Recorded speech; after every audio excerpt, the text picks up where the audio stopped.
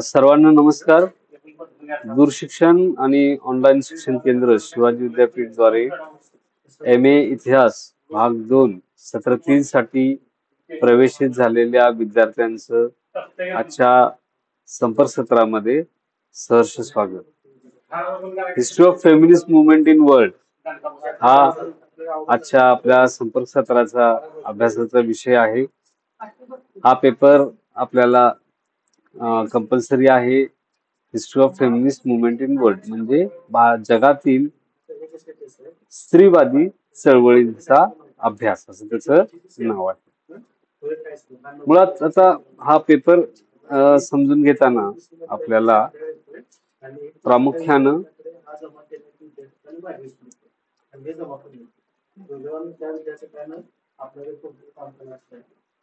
स्त्रीवाद म्हणजे काय हे समजून घ्यायचं आणि मग त्यातले काही विशेष विचारक वगैरे असतील तर त्या संदर्भातली माहिती आपल्याला घ्यायची आहे. तर सर्वप्रथम आपण त्याचा ओव्हरव्ह्यू बघू या पेपरचा. हा कोर्स जो आहे तो कोर्स का डिझाईन केलेला आहे, त्यातून कुठल्या गोष्टी त्याच्या संदर्भात काही माहिती आहे ती आपण बघूया. History of feminist movement in world म्हणजे जगातील स्त्रीवादी चळवळीचा इतिहास. This course is designed to acquaint students with the concept and various approach of feminism. हा अभ्यासक्रम विद्यार्थ्यांना स्त्रीवादाशी संबंधित असलेले संकल्पना आणि त्याच्याकडे पाहण्याचा वेगवेगळा दृष्टिकोन याच्याबरोबर विद्यार्थ्यांना अवगत करण्यासाठी, त्याची ओळख करून देण्यासाठी हा कोर्स बनवलेला आहे. This is to make student aware of the ways how gender bias develop through edges.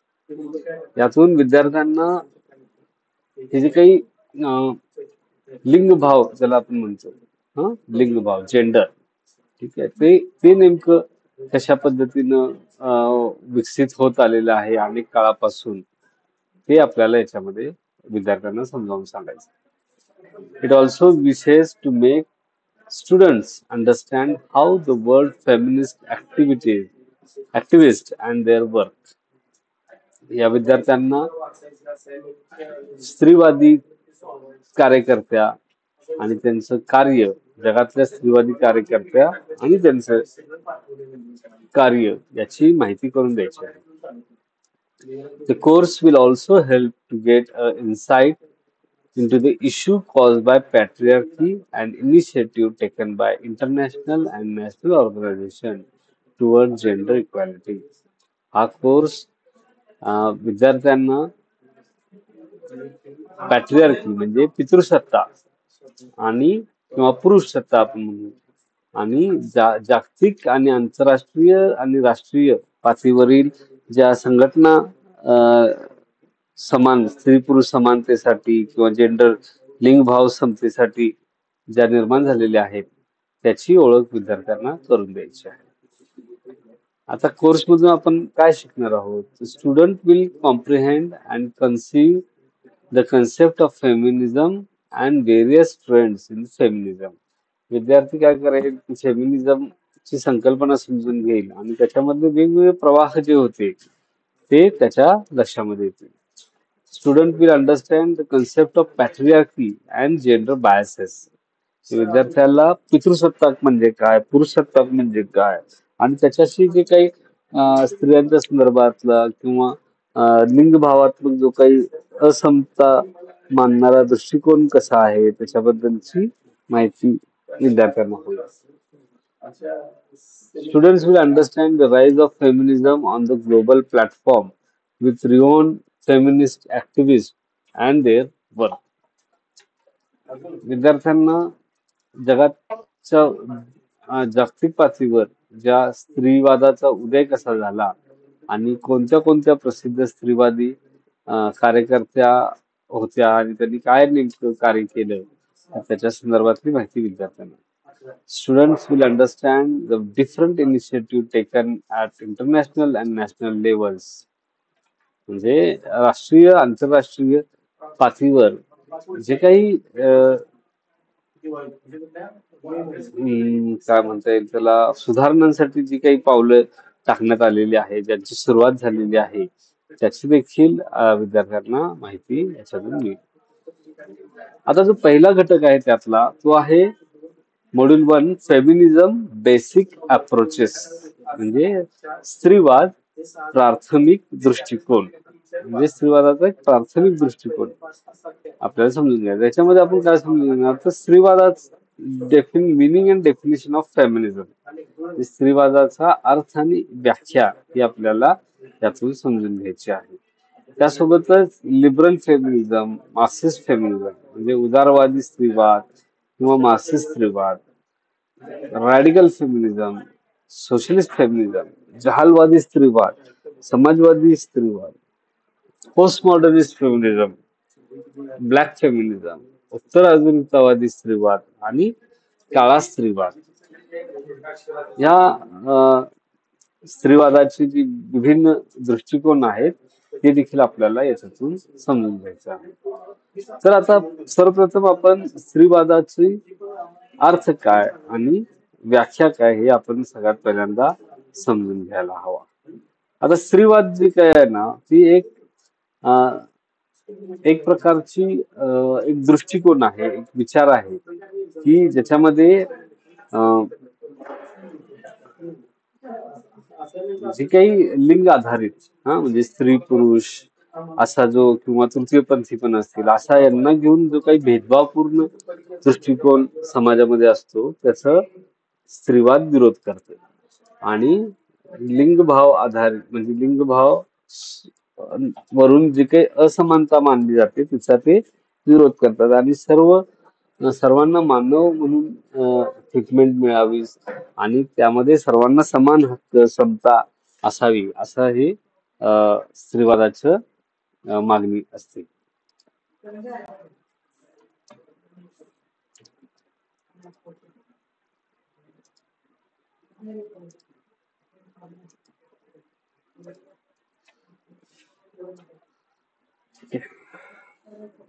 तर त्याची व्याख्या करायची म्हणली तर साधारण अशी होती की स्त्रीवाद ही एक सामाजिक राजकीय अशा पद्धतीची एक चळवळ असते, म्हणजे जे राजकीय विचार त्याच्या मागे असतो, या चळवळीच्या मागे त्याचं एक स्वतःचं तत्वज्ञान असतं.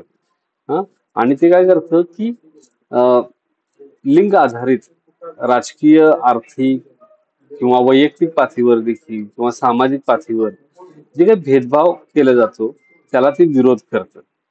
अशा पद्धतीचं विरोध ते याच्यावर. आता मी याच्यामध्ये वारंवार तुम्ही जर लक्षात घेतलं असेल की मी वारंवार लिंगभाव हा शब्द वापरतो. लिंगभाव. आता लिंगभाव हा शब्द जो आहे याचं म्हणजे मूळ जो शब्द आहे तो इंग्लिश शब्द आहे जेंडर. आता जेंडरच्या बाबतीत दोन गोष्टी असतात. म्हणजे पहिली गोष्ट समजून घ्या, ज्यावेळी आपण एखादा फॉर्म भरत असतो त्याच्यामध्ये आपण काय विचारलं असतं, असं लिंग विचारलं असतं, जेंडर विचारलेलं असतं किंवा त्याच्या खाली सेक्स असेल, लिंग सेक्स असं विचारलेलं असतं. याचा अर्थ असा असतो स्त्री आहे की पुरुष आहे की ट्रान्सजेंडर म्हणजे तृतीयपंथी आहे या अर्थाने ते विचारलेले असते. ते कॉलम ऑप्शन्स पण तुम्हाला दिलेले असतात. आता हे जे आहे याला म्हणायचं बायोलॉजिकल आयडेंटिटीज असतात. हे जैवशास्त्रीय, माणूस ज्यावेळी जन्माला येतो त्यावेळी त्याचं जे शरीर असतं त्या शरीराच्या आधारावर त्याची निश्चित झालेली ती ओळख असते. ती बायोलॉजिकल ओळख असते. त्याचं शरीर त्या स्वरूपाचं असल्यामुळं म्हणजे पुरुष असेल, स्त्री असेल किंवा ट्रान्सजेंडर तृतीयपंथी असेल, हे त्याच्या आधारावर ठरलेलं असतं, शरीराच्या रचनेच्या आधारावर. ज्यावेळी आपण जेंडर हा शब्द वापरतो तर त्याच्यामध्ये एक वेगळा दृष्टिकोन आहे. जो स्त्रीवाद असेल तो किंवा सामाजिक शास्त्र म्हणून आपण ज्यावेळी अभ्यास करतो, इतिहास असेल, वुमेन स्टडीज असेल, सोशोलॉजी असेल, हे ज्यावेळी जेंडर हा शब्द वापरतात तर त्याच्यामध्ये त्याचा अर्थ वेगळा असतो. आता याच्यामध्ये काय असतं की याच्यात सोशली ज्याला जेंडर म्हटलं जातं, ज्या आयडेंटिटीला, त्याला त्याच्या संदर्भातला हा अभ्यास असतो किंवा त्याच्या संदर्भात तो उद्देश असतो. म्हणजे समजा पुरुष म्हटलं तर पुरुष म्हणजे काय, तर याचे 1, 2, 3, 4 गोष्टी त्याच्यामध्ये असतात. हा म्हणजे समजा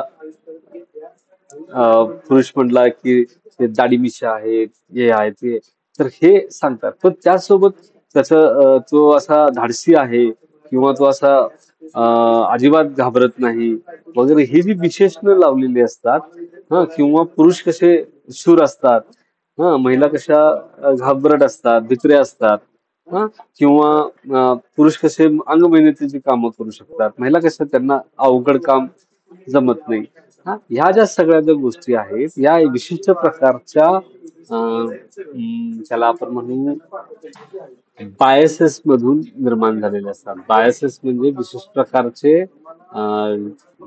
धारणा जे असतात ना, धारणा, चुकीच्या धारणा, नुसतं धारणा नाही, चुकीच्या धारणा, गृहीतक जे असतात, त्याच्या आधारावरती निर्माण झालेले असतात.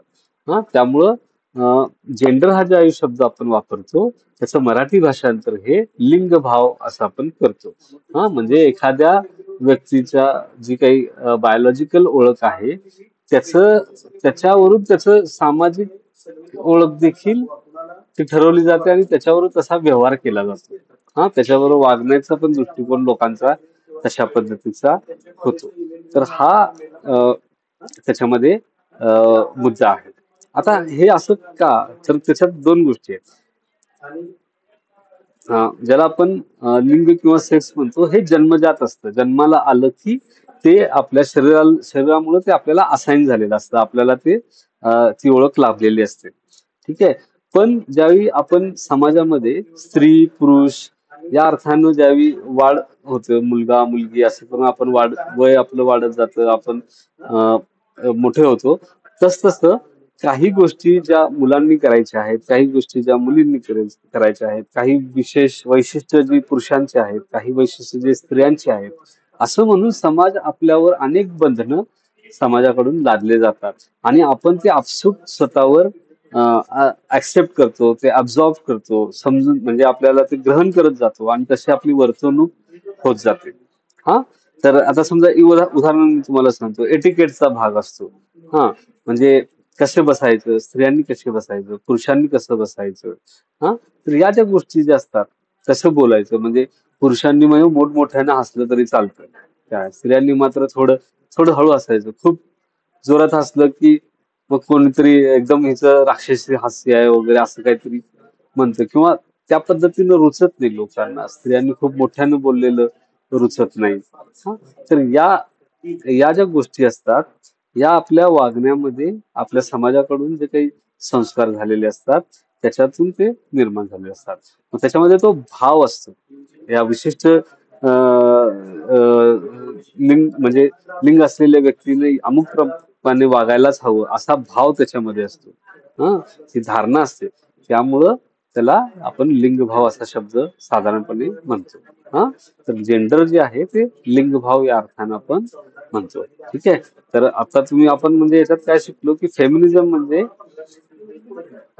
जेंडर जे असतं, लिंगभाव जे असतो, त्याच्या आधारे समाजात लोकांच्या मध्ये जो काही भेदभाव केला जातो, स्त्रियांना दुय्यम स्थान दिलं जातं, त्याच्या विरोधात स्त्रीवादी लोक भूमिका घेतात, त्यांचे तत्वज्ञान त्या विरोधात असतं आणि मग हे कसं नष्ट करावं, हा, काय म्हणजे नष्ट करायचं म्हणजे नेमकं काय करायचं, हा एक परत मुद्दा असतो. म्हणजे आपल्याला आपण बघतो की वुमेन्स डे असतं, वुमेन्स डेचं सेलिब्रेशन करायचं तर मग बुलेटवर पैठणी घालून रॅली काढायची, असं पण काही लोकांचा त्या लोकांसाठी तो अर्थ होतो.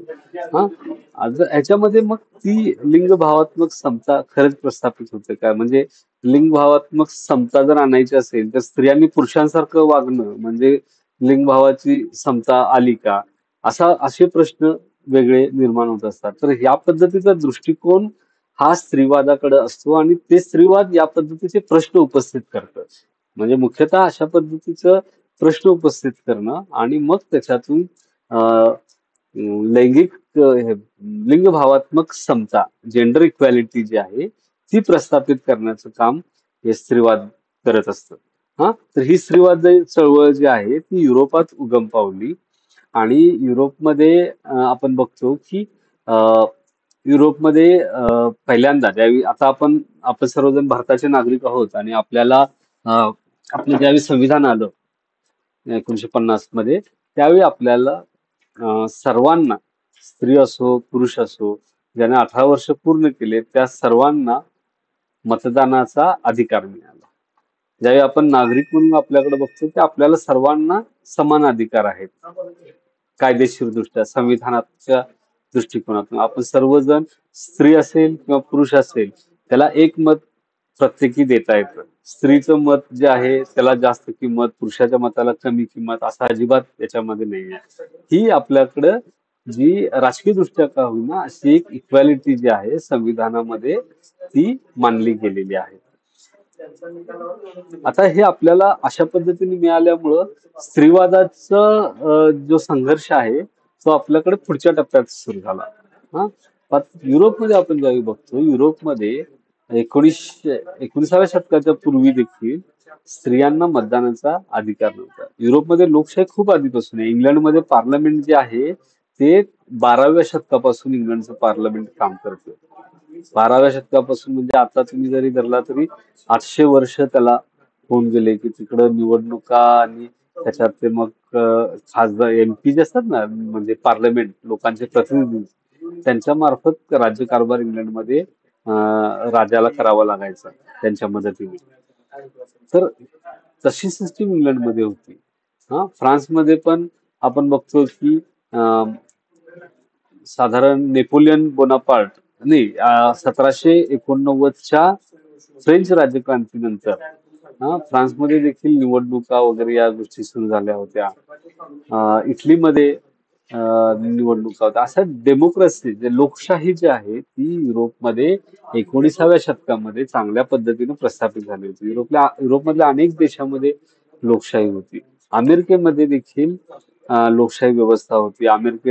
स्वातंत्र्य लढा झाल्यानंतर तर अमेरिकेमध्ये ज्यावेळी नवी घटना त्यांनी निर्माण केली त्यावेळी देखील तिथं लोकशाही आलेली होती. पण या सगळ्या लोकशाहीमध्ये स्त्रियांना मतदानाचा अधिकार नव्हता. पहिल्यांदा मतदानाचा अधिकार हा फक्त ज्याच्याकडे विशिष्ट प्रमाणात प्रॉपर्टी आहे अशा व्यक्तींनाच मतदानाचा अधिकार होता. म्हणजे अमुक अमुक कडे 10 एकर जमीन असेल, 10 एकर किंवा त्यापेक्षा जास्त एकर जमीन असेल, अशाच व्यक्तीला मतदान करता येत होतं. हळूहळू काय झालं की सर्वांना समान अधिकार असावेत अशी गोष्ट पुढे आली. आता सर्वांना ज्यावेळी म्हणतो आपण त्यावेळी सर्व म्हणजे फक्त सर्व पुरुष अशा अर्थानं ते वाक्य होतं. म्हणजे तुम्ही हे ऐकलं असाल, अमेरिकेच्या राज्यघटनेचं घोषणापत्र असेल किंवा फ्रेंच राज्य, ऑल मेन आर इक्वल असं त्याच्यामध्ये लिहिलेलं असतं, किंवा all men are born free असं एक म्हटलेलं असतं, की म्हणजे सर्व मेनचं भाषांतर हे पुरुष असं होतं. तर तो दृष्टिकोन जो आहे त्याच्यामध्ये स्त्रियांना म्हणजे निग्लेक्ट केलेलं आपल्याला बऱ्याचदा दिसून येतं. तर मुळात ते ह्युमन बिईंग अशा अर्थानं ते आपल्याला घ्यायला पाहिजे. तर असा एक दृष्टिकोन होतो. त्यांना पण, स्त्रियांना पण मतदानाचे अधिकार या देशामध्ये नव्हते. पहिल्यांदा गरीब पुरुषांना पण नव्हते. मग हळूहळू त्यांनी त्या अधिकारांसाठी लढा दिल्यावर त्यांना ते अधिकार मिळाले. मग पुरुषांना अधिकार मिळाल्यानंतर लोकशाहीचं थोडं सार्वत्रिकरण झालं, सगळीकडे लोकशाही आली. तर त्यानंतर पुरुषांना अधिकार मिळाले होते, सगळ्या पुरुषांना अधिकार, पण स्त्रियांना अद्याप अधिकार मिळाले नव्हते. आणि हे अधिकार जे आहेत स्त्रियांना मिळण्यासाठी स्त्रियांना संघर्ष करावा लागला. हे अधिकार, मतदानाचा अधिकार हा विना संघर्षाचा मिळालेला नाही. यासाठी मोठ्या प्रमाणात त्यांना संघर्ष करावा लागला. याला सॅफ्रोजेट मुवमेंट असं म्हटलं जातं. म्हणजे युनिव्हर्सल सॅफ्रोजेट मुवमेंट असं त्याला म्हटलं जातं. म्हणजे सार्वत्रिक मतदानाचा अधिकारासाठी स्त्रियांनी आंदोलनं केली युरोपमध्ये, आणि त्यानंतर त्यांना हा अधिकार मिळालेला आपल्याला दिसतं. हे मग 19व्या शतकाच्या नंतर 20व्या शतकामध्ये अशा सगळ्या चळवळी ज्या आहेत त्या इंग्लंड, अमेरिका या देशामध्ये मोठ्या प्रमाणात झाल्या, आणि त्याच्यानंतर स्त्रियांना हे मतदानाचा अधिकार आपल्याला मिळाला. तोपर्यंत हे मतदानाचा अधिकार असा प्रस्थापित होत होता आणि भारतामध्ये ज्यावेळी संविधान आलं त्यावेळी आपल्याला संविधानासोबतच हा अधिकार मतदानाचा सगळ्यांना मिळालेला आपल्याला दिसते. तर हा एक म्हणजे स्त्रीवादाची सुरुवातीतला पहिला टप्पा जो आहे हा अशा पद्धतीने सॅफ्रोजेट मुवमेंट जे आहे मतदानाचा अधिकार जो आहे तो त्याच्यामध्ये अत्यंत महत्वाचा ठरलेला आपल्याला दिसतो.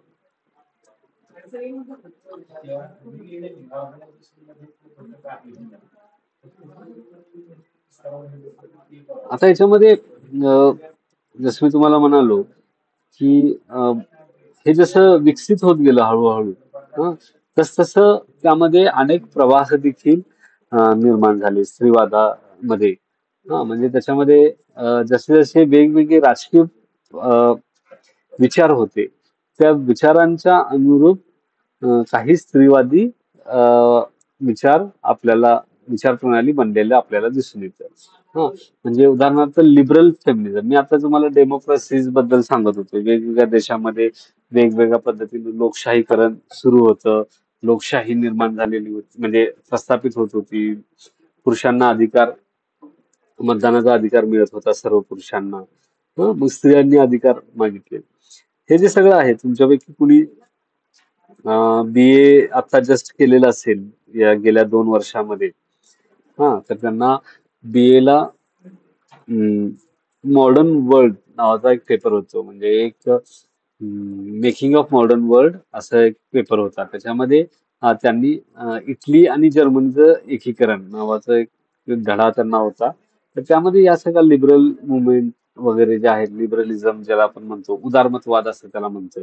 तर त्याचा आढावा आपण घेतलाय. हा उदारमतवाद लिबरल डेमोक्रेसी असं आपण म्हणू. उदारमतवादी लोकशाही. अमेरिका, इंग्लंड, फ्रान्स हे जे आहेत देश तिथेही उदारमतवादी लोकशाही असल्याचं आपल्याला दिसतं. तर या उदारमतवादी लोकशाही व्यवस्थेमध्ये आपण बघतोय की त्याच्या उदारमतवादी विचारसरणी जी आहे तर त्याच्यामध्ये एकच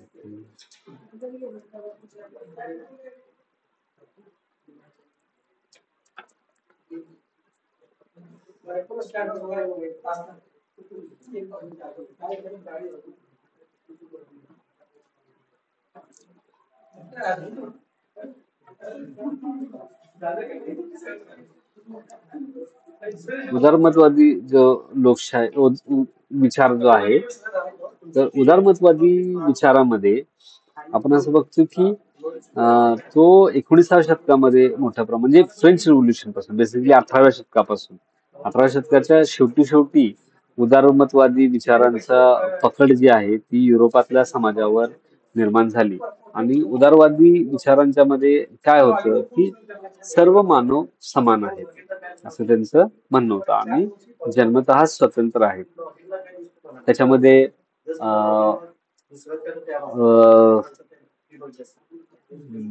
काय नाव त्याचं रुसो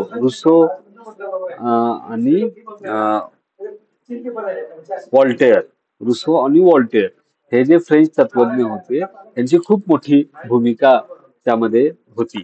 आणि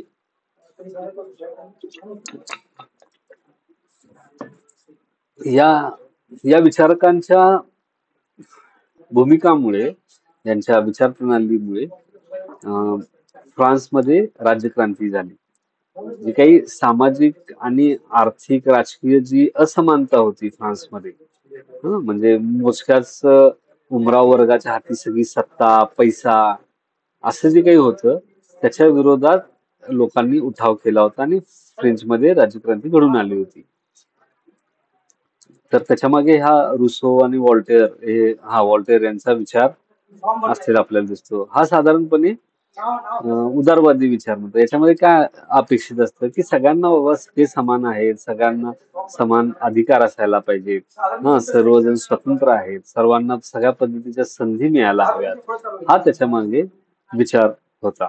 मग हा जो विचार आहे तो या विचारसरणीशी प्रभावित असलेल्या स्त्रीवादामध्ये देखील आपल्याला दिसून येतो. तर त्यांची साधारण मागणी काय असते की ते काय म्हणतात की ठीक आहे आता जो काही समाज आहे त्याच्यामध्ये अं, असेल तर त्याच्यामध्ये आम्हाला काहीतरी राजकीय अधिकार मिळाला पाहिजे. स्त्रियांना पण निवडणुकीच्या ह्याच्यात भाग घेण्याचा अधिकार असायला पाहिजे. त्यांना त्यांना राजकारणात समाविष्ट होण्याचा अधिकार असायला पाहिजे. त्यांचे स्वतःचे म्हणून स्त्रियांच्या संरक्षणासाठी काही कायदे असायला पाहिजेत. अशा ज्या कायदेशीर चौकटीत राहून सामाजिक आता जी काही सामाजिक चौकट आहे त्याच्यात राहून त्यांना काहीतरी अधिकार असायला पाहिजेत अशी मागणी ते करायचे. म्हणजे याचं उदाहरण कसं तर सॅफ्रोजेट मुवमेंट जी आहे ना स्त्रियांची ती तर ते काय म्हणायचे ठीक आहे स्त्रियांच्या सोबत सामाजिक दृष्ट्या समता जरी पाळली जात नसेल म्हणजे स्त्रियांना तसं दुय्यम जरी समजलं तरी आम्हाला तुम्ही मतदानाचा तेवढा अधिकार द्या. म्हणजे बाकी तुमचं काय आम्हाला घराबाहेर खूप काही जायला मिळत नसेल किंवा हे नसेल पण आम्हाला अं, काय म्हणतात त्याला मतदान द्या किंवा आम्हाला थोडं शिक्षणाची वगैरे संधी द्या असं इतक्या पुरतं त्यांची ती मागणी असायची. म्हणजे साधारण जी काही समाजानं त्यावेळी आखून दिलेली चौकट होती त्याच्यामध्ये काही सुधारणा आम्हाला करून मिळाव्यात. कायदेशीर सुधारणा असतील, राजकीय सुधारणा असतील किंवा शिक्षणाच्या संधी असतील, नोकरीमध्ये काही संधी द्या. किंवा आमच्यावर भेदभाव करणारे जे कायदे आहेत ते थोडे काढून टाका. आम्हाला थोडा अधिकार मिळतील असे कायदे करा. अशी एक मागणी या उदारमतवादी उदारवादी स्त्रीवाद्यांनी केलेली होती आणि त्यांचे मार्ग जे आहेत ते खूप रॅडिकल नव्हते म्हणजे खूप एक्स्ट्रीम काय म्हणतात तीव्र कठोर पद्धतीचे मार्ग ते वापरत नव्हते. आपल्याकडे तुम्ही आता भारताचा हे ऐकलं असेल भारताच्या राष्ट्रवादाचा उदय नावाचा पेपर तुम्हाला झालाय भारतीय राष्ट्रवादाचा उदय त्याच्यामध्ये जे मवाळपंथीय जे आहेत ना रानडे न्यायमूर्ती रानडे गोखले हे मुळात उदारमतवादी हे मुळात होते लिबरल विचारांचे लोक होते. ते ब्रिटिशांशी त्यांची जी कायदेशीर चौकट आहे त्याच्यामध्ये संघर्ष करायचा त्यातूनच काही गोष्टी अचीव करण्याचा त्यांचा प्रयत्न होता. त्यांच्या पद्धतीने ते त्यांची योग्य भूमिका असते पण ती त्याला आपण लिबरल असं म्हणतो उदारमतवादी असं. ठीक आहे. तर त्या ह्याच्यामध्ये या उदारमतवादी स्त्रीवादी ज्या आहेत त्या काम करायच्या म्हणजे साधारणपणे स्त्रियांना शिक्षण आणि नोकरीमध्ये समान संधी मिळावी स्त्रियांवर भेदभाव करणारे कायदे असू नयेत आणि पुरुषांच्या सारखे त्यांना काही वैयक्तिक अधिकार मिळावेत. म्हणजे समजा आता प्रॉपर्टीचे अधिकार नव्हते स्त्रियांना कुठल्याच पद्धतीचे अधिकार नसायचे स्वतःच्या बाबतीतला निर्णय घ्यायचे पण अधिकार त्यांच्याकडे नव्हते. तर त्यामध्ये असे काही अधिकार असावेत अशी मागणी या लिबरल स्त्रियांनी केली होती. मग परत एक तुम्हाला उदाहरण सांगतो. फ्रेंच रिव्होल्युशन ज्यावेळी झालं त्यावेळी पुरुषांनी ती टेनिस कोर्ट मध्ये सभा घेतली होती. तुम्ही जर फ्रेंच रिव्होल्युशन बद्दल वाचलेलं असेल तर फ्रेंच राज्यक्रांतीबद्दल तर त्याच्यानंतर स्त्रियांना त्यात सहभागी करून घेतलं होतं. त्यावेळेच्या ज्या स्त्रिया होत्या फ्रेंच राज्यक्रांतीमधल्या त्यांनी देखील या फ्रेंच राज्यक्रांतीमध्ये भाग घेतलेला होता. ते मोर्चे जे निघाले होते किंवा जे काही हल्ले राज्यसंस्थेवर झाले होते त्यामुळे त्यांचा पण सहभाग होता. मग त्यांनी पण स्वतःची एक सभा त्या टेनिस कोर्टवर घेतलेली होती. असं त्यांचं खूप चांगल्या पद्धतीचं पार्टिसिपेशन जे आहे त्या फ्रेंच रेव्होल्युशन मध्ये पाहिलेलं आपल्याला दिसून येतं. तर असं हे लिबरल फेमिनिझम जे आहे त्याची एक आपल्याला माहिती घ्यायची आहे. दुसरा जो आहे याच्यातला मुद्दा तो आहे मार्क्सवादी स्त्रीवाद.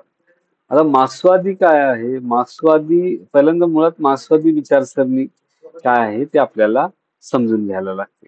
आता मार्क्सवादी विचारसरणी काय तर जी विचारसरणी भांडवलशाहीचं आकलन करते म्हणजे आताची जी काही भांडवलशाही व्यवस्था आहे कॅपिटलिझम आपण त्याला म्हणतो त्याचं आकलन करते आणि त्याचे काही विचार जे आहेत ते कार्ल मार्क्स या तत्ववेत्याने मांडलेले आहेत त्याच्यावरून याला मार्क्सवाद असं म्हटलं जातं. म्हणजे बेसिकली कामगार कष्टकरी यांच्या बाजूनं तो विचार आहे तो या भांडवलशाही शोषक जे कामगारांचे शोषण करतात त्यांच्या विरुद्ध लढा उभारण्याच्या दृष्टीनं मांडणी या मार्क्सवादामध्ये केलेली आहे.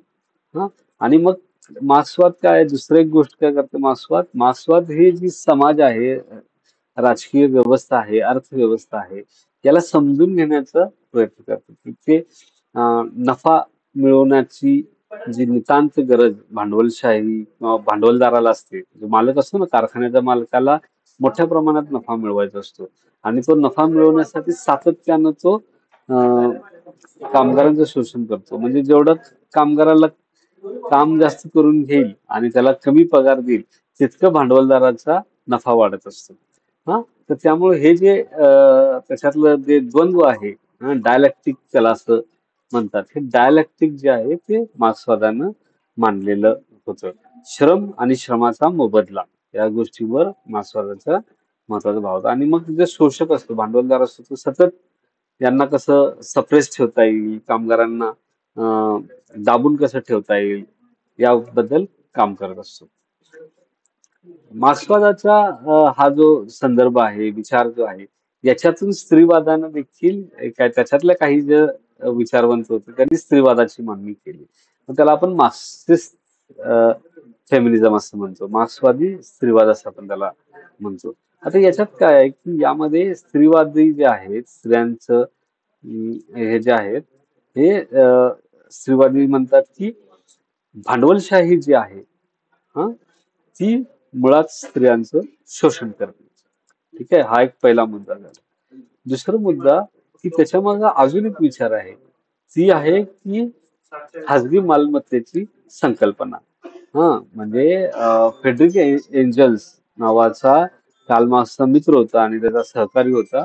तर त्याने आपल्या ग्रंथामध्ये या प्रायव्हेट प्रॉपर्टीच्या संदर्भातलं जे फॅमिली आणि प्रायव्हेट प्रॉपर्टीशी संबंधित जे काही लेखन आहे त्याच्यात हा मुद्दा मांडलेला होता की मुळात स्त्रियांवरचे दडपण जे आहे, स्त्रियांवरची जी बंधनं आहेत, त्यांची जी त्यांचं शोषण आहे किंवा त्यांना जे सप्रेस केले, दुय्यम वागणूक दिली जाते, याचं मूळ कारण हे प्रॉपर्टीशी संबंधित आहे, मालमत्तेशी संबंधित आहे. मालमत्तेचा अधिकार हा फक्त पुरुषांना असावा, पुरुषांनाच तो मिळावा, यासाठी ह्या पद्धतीने स्त्रियांचं त्यांना सप्रेस केलं गेलेलं आहे, अशी मांडणी फेडरिक एंजल्सनं केलेली आपल्याला दिसते. आणि त्यातून मग तेच ते म्हणते की पूर्वी ज्यावेळी टोळी समाज होता त्यावेळी स्त्रियांना बऱ्यापैकी आधी, जसं जसं आपण शेतकरी समाजाकडे गेलो, जमिनीला महत्व आलं, कुटुंब रचना होऊ लागली, टोळ्यामध्ये राहायचं ते कुटुंब वेगळ्या पद्धतीचं होतं. ज्यावेळी स्थायिक झालं त्यावेळी कुटुंबाचं स्वरूप बदललं आणि मग कुटुंब आणि कुटुंबाची खाजगी मालमत्ता. कुटुंबात मधली खाजगी मालमत्तेचा मालक मुळात कोण असतो? कुटुंब असतं की त्यातला घरातला मालक असतो? पुरुष. कोण असतो?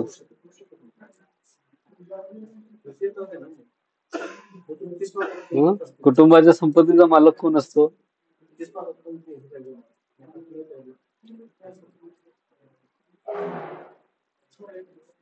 कोण असतो?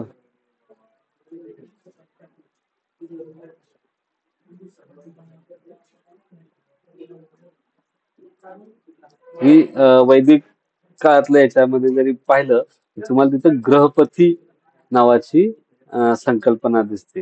गृहपती म्हणजे घरचा मालक. हं? आणि त्याची त्या सगळ्या ह्याच्यावर प्रॉपर्टीवर मालकी असते. येतं लक्षात? तर तो जो असतो, पुरुष जो असतो, तो त्या अं, कुटुंबाच्या संपत्तीचा मालक असतो, त्याचे निर्णय तो घेत असतो.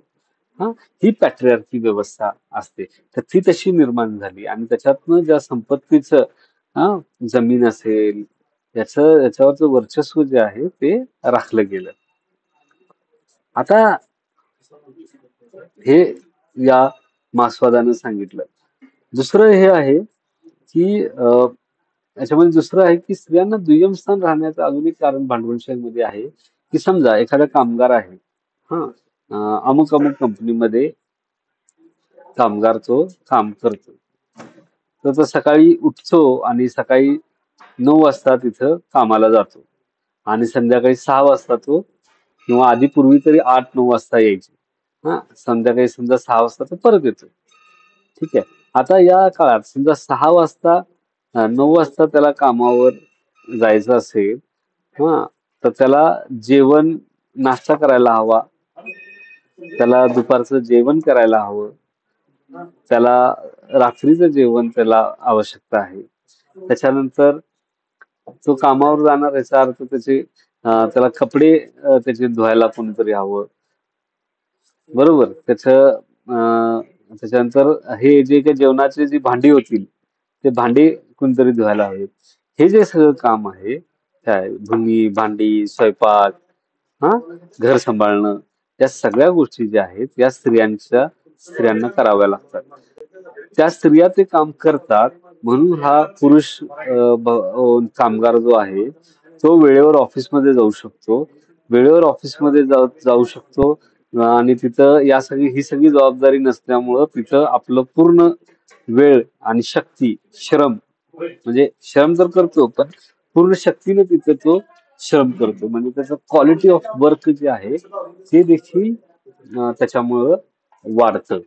आणि त्यामुळं आपल्याला असं लक्षात येतं की त्याची वर्क क्वालिटी वाढल्यामुळे याचा अं, स्त्रियांच्या हे वाढतं. याचा फायदा कुणाला होतो? त्याचा फायदा जो आहे तो भांडवलदाराला होतो. ज्या कारखान्याचा जो मालक असतो ना त्याला त्याचा फायदा होत असतो. आता इथं या कामगाराचं घर सांभाळण्यासाठी जे काही श्रम जे आहेत त्या कामगाराच्या पत्नीला, आईला जे करावे लागतात त्याचा मोबदला हा कारखान्यातला कारखान्याचा मालक जो आहे तो त्यांना देत नसतो. तर ह्याचा अर्थ काय होतो की हे जे स्त्रियांचं श्रम जे आहे ते विनामूल्य त्याला करावं लागतं. आता तुम्ही उदाहरण असं घ्या की एखादा पुरुष आहे त्याचं 9 वाजता त्याला कारखान्यात कामाला जायचं आहे. मग त्याला साधारण 5 वाजता सकाळी उठावं लागेल. 5 वाजता उठल्यानंतर घरामध्ये सगळं पाणी वगैरे आहे का बघणार.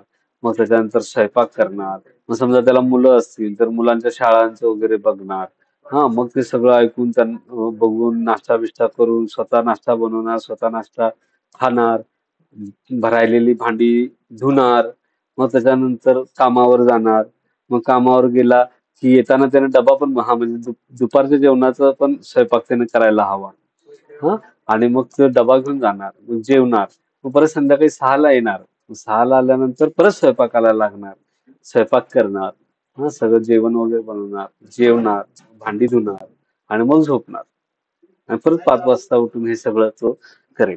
हे जर करून असं सगळ्या गोष्टी करून तो किती इनपुट त्याच्या कामाच्या ठिकाणी देऊ शकतो हा प्रश्न निर्माण होतो. आता समजा त्याला हे सगळं करायचं नाहीये. त्याच्या बदली तो काय करेल की नाही मी काय करतो हे सगळं याच्यासाठी पैसे देतो, कामाला माणसं ठेवतो. जर समजा असं केलं तर त्याला त्याची नोकरी परवडणार आहे का? किंवा ते असं सगळं या ज्या सगळ्या त्याच्या ज्या गरजा आहेत, त्याला जे ते काम लागतं त्याच्यासाठी त्याला पैसे मोजावे लागतात म्हणून मालक काही त्याचा पगार वाढवून देईल का? मग मालकाला जर पगार वाढवला तर मालकाचा नफा जातो. मुळात नफा कमवणे हेच भांडवलशाहीतलं मुख्य उद्दिष्ट असतं, हो की नाही? तर त्यामुळं हे जे भांडवलशाही व्यवस्था जी आहे या पद्धतीनं स्त्रियांचं श्रम जे आहे ते फुकटात मिळत असते. हं येते लक्षात. तर हे मांडणी जी आहे ही मार्क्सवादी स्त्रीवाद्यांनी केलेली आपल्याला दिसते. आणि त्यामुळं जसं पुरुषांवर कामगारांवरचं म्हणजे पुरुषांच्या वरचं शोषण थांबवण्यासाठी पुरुषांना जे म्हणजे कामगारांना जे 15-15, 16-16 तास आधी राबवून घ्यायचे, आणि समाजाच्या एकाच वर्गाकडे खूप मोठी संपत्ती आणि इतर मोठा वर्ग हा बिना संपत्तीचा नाहिरे वर्ग असं त्याला आपण म्हटलं जातं. आहेरे वर्ग आणि नाहेरे वर्ग. तर त्याला त्याला जर हा जो सगळी विषमता तोडायची असेल तर भांडवलशाहीला संपुष्टात आणायला पाहिजे असं कार्ल मार्क्सवादाचं म्हणणं होतं. तर मार्क्सवादाचे ही जे म्हणणं आहे ते स्त्रियांच्या संदर्भात देखील तसंच लागू होतं असं मार्क्सवादी स्त्रीवादी म्हणतात की जोपर्यंत भांडवलशाही संपुष्टात येत नाही, भांडवलशाहीनं नष्ट करता येत नाही, तोपर्यंत स्त्रियांची मुक्ती देखील अशक्य आहे असं मार्क्सवादाचं म्हणणं आहे. ठीक आहे. तर असा हा मार्क्सवादी स्त्रीवाद आपल्याला समजून घ्यायचा आहे. आता त्याच्यानंतर अजून पुढचा एक विचार होता जहालवादी स्त्रीवाद. जहाल म्हणजे रॅडिकल, खूप कठोर, काटेकोर जे लोक असतात की नाही त्याला रॅडिकल असं म्हणतात. मग ते काही वेळा एक्स्ट्रीमिस्ट वेगळी. एक्स्ट्रीमिस्ट म्हणजे जहालचा शब्द आपण काय करतो, एक्स्ट्रीमिझमला पण जहालवादी म्हणतो आणि रॅडिकलला पण जहालवादी म्हणतो. एक्स्ट्रीमिस्ट म्हणजे कठोर, कट्टर त्याला म्हणतात ना, ते कट्टर लोकांना एक्स्ट्रीमिस्ट असं म्हणतात. ठीक आहे. तर त्या अर्थानं म्हणजे हे जे असतात जहालवादी, स्त्रीवादी, रॅडिकल फेमिनिस्ट जे असतात, हा त्यांच्या मते पितृसत्ता जी असते, पॅट्रिआर्की ज्याला आपण म्हणतो, ती खरी स्त्रियांच्या शोषणाचं कारण आहे, त्यांच्या दडपणुकीचं कारण आहे. हम्म. आणि त्यांचं म्हणणं आहे की हे जे काही मार्क्सवादी सांगतात की भांडवलशाही त्याचं कारण आहे, तर त्या म्हणतात की नाही, ते हे तर पुरुषसत्ता याचं कारण आहे, कारण पुरुषसत्ता खूप आधीपासून आहे, भांडवलशाहीच्या पूर्वीपासून आहे. तर त्यामुळं पुरुषसत्ता ही त्याच्यातली सगळ्यात महत्वाचा भाग आहे. काय महत्वाचा भाग आहे पुरुषसत्ता, पॅट्रिआर्की, आणि त्यामुळं ते जास्त तडमणुकीचं कारण आहे.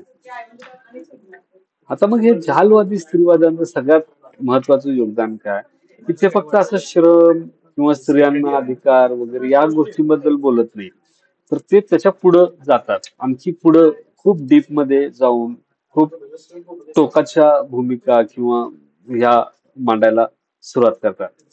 तर म्हणजे अं, आता प्रजनन असेल, हं, तर प्रजननाच्या बद्दल, मुलाला जन्म देणं न देणं याबद्दलचा अधिकार स्त्रियांना असायला पाहिजे. हा, त्याच्यामध्ये त्यांचं अं, समजा स्त्रियांच्या संदर्भात होणारी हिंसा असेल, बलात्कार असेल किंवा घरगुती हिंसा असेल, हा त्याच्याबद्दल त्या प्रश्न उपस्थित करतात. हा, किंवा स्त्रियांच्या बद्दल जे काही समाज म्हणजे जे काही माध्यम आणि याच्या माध्यमातून किंवा लिटरेचर असेल, साहित्य असेल, याच्यामध्ये स्त्रियांच्या संदर्भातली जी काही अश्लील लेखन केलं जातं किंवा काही शृंगारिक पद्धतीने सांगताना पण अश्लील पद्धतीने सांगितलं जातं, याच्याबद्दल देखील ते प्रश्नचिन्ह उपस्थित करतात. आणि हे जे सगळ्या गोष्टी आहेत, हा म्हणजे फक्त स्त्रियांच्या श्रमाचा मुद्दा नाहीये, स्त्रियांच्या अधिकाराचा मुद्दा आहे, तर या पद्धतीनं स्त्रियांच्या बद्दल त्यांच्या सहमतीशिवाय किंवा त्यांच्यावर ह्या गोष्टी लादलेल्या आहेत, कुठल्या कुठल्या बारकाईनं ते सांगण्याचा प्रयत्न करतात.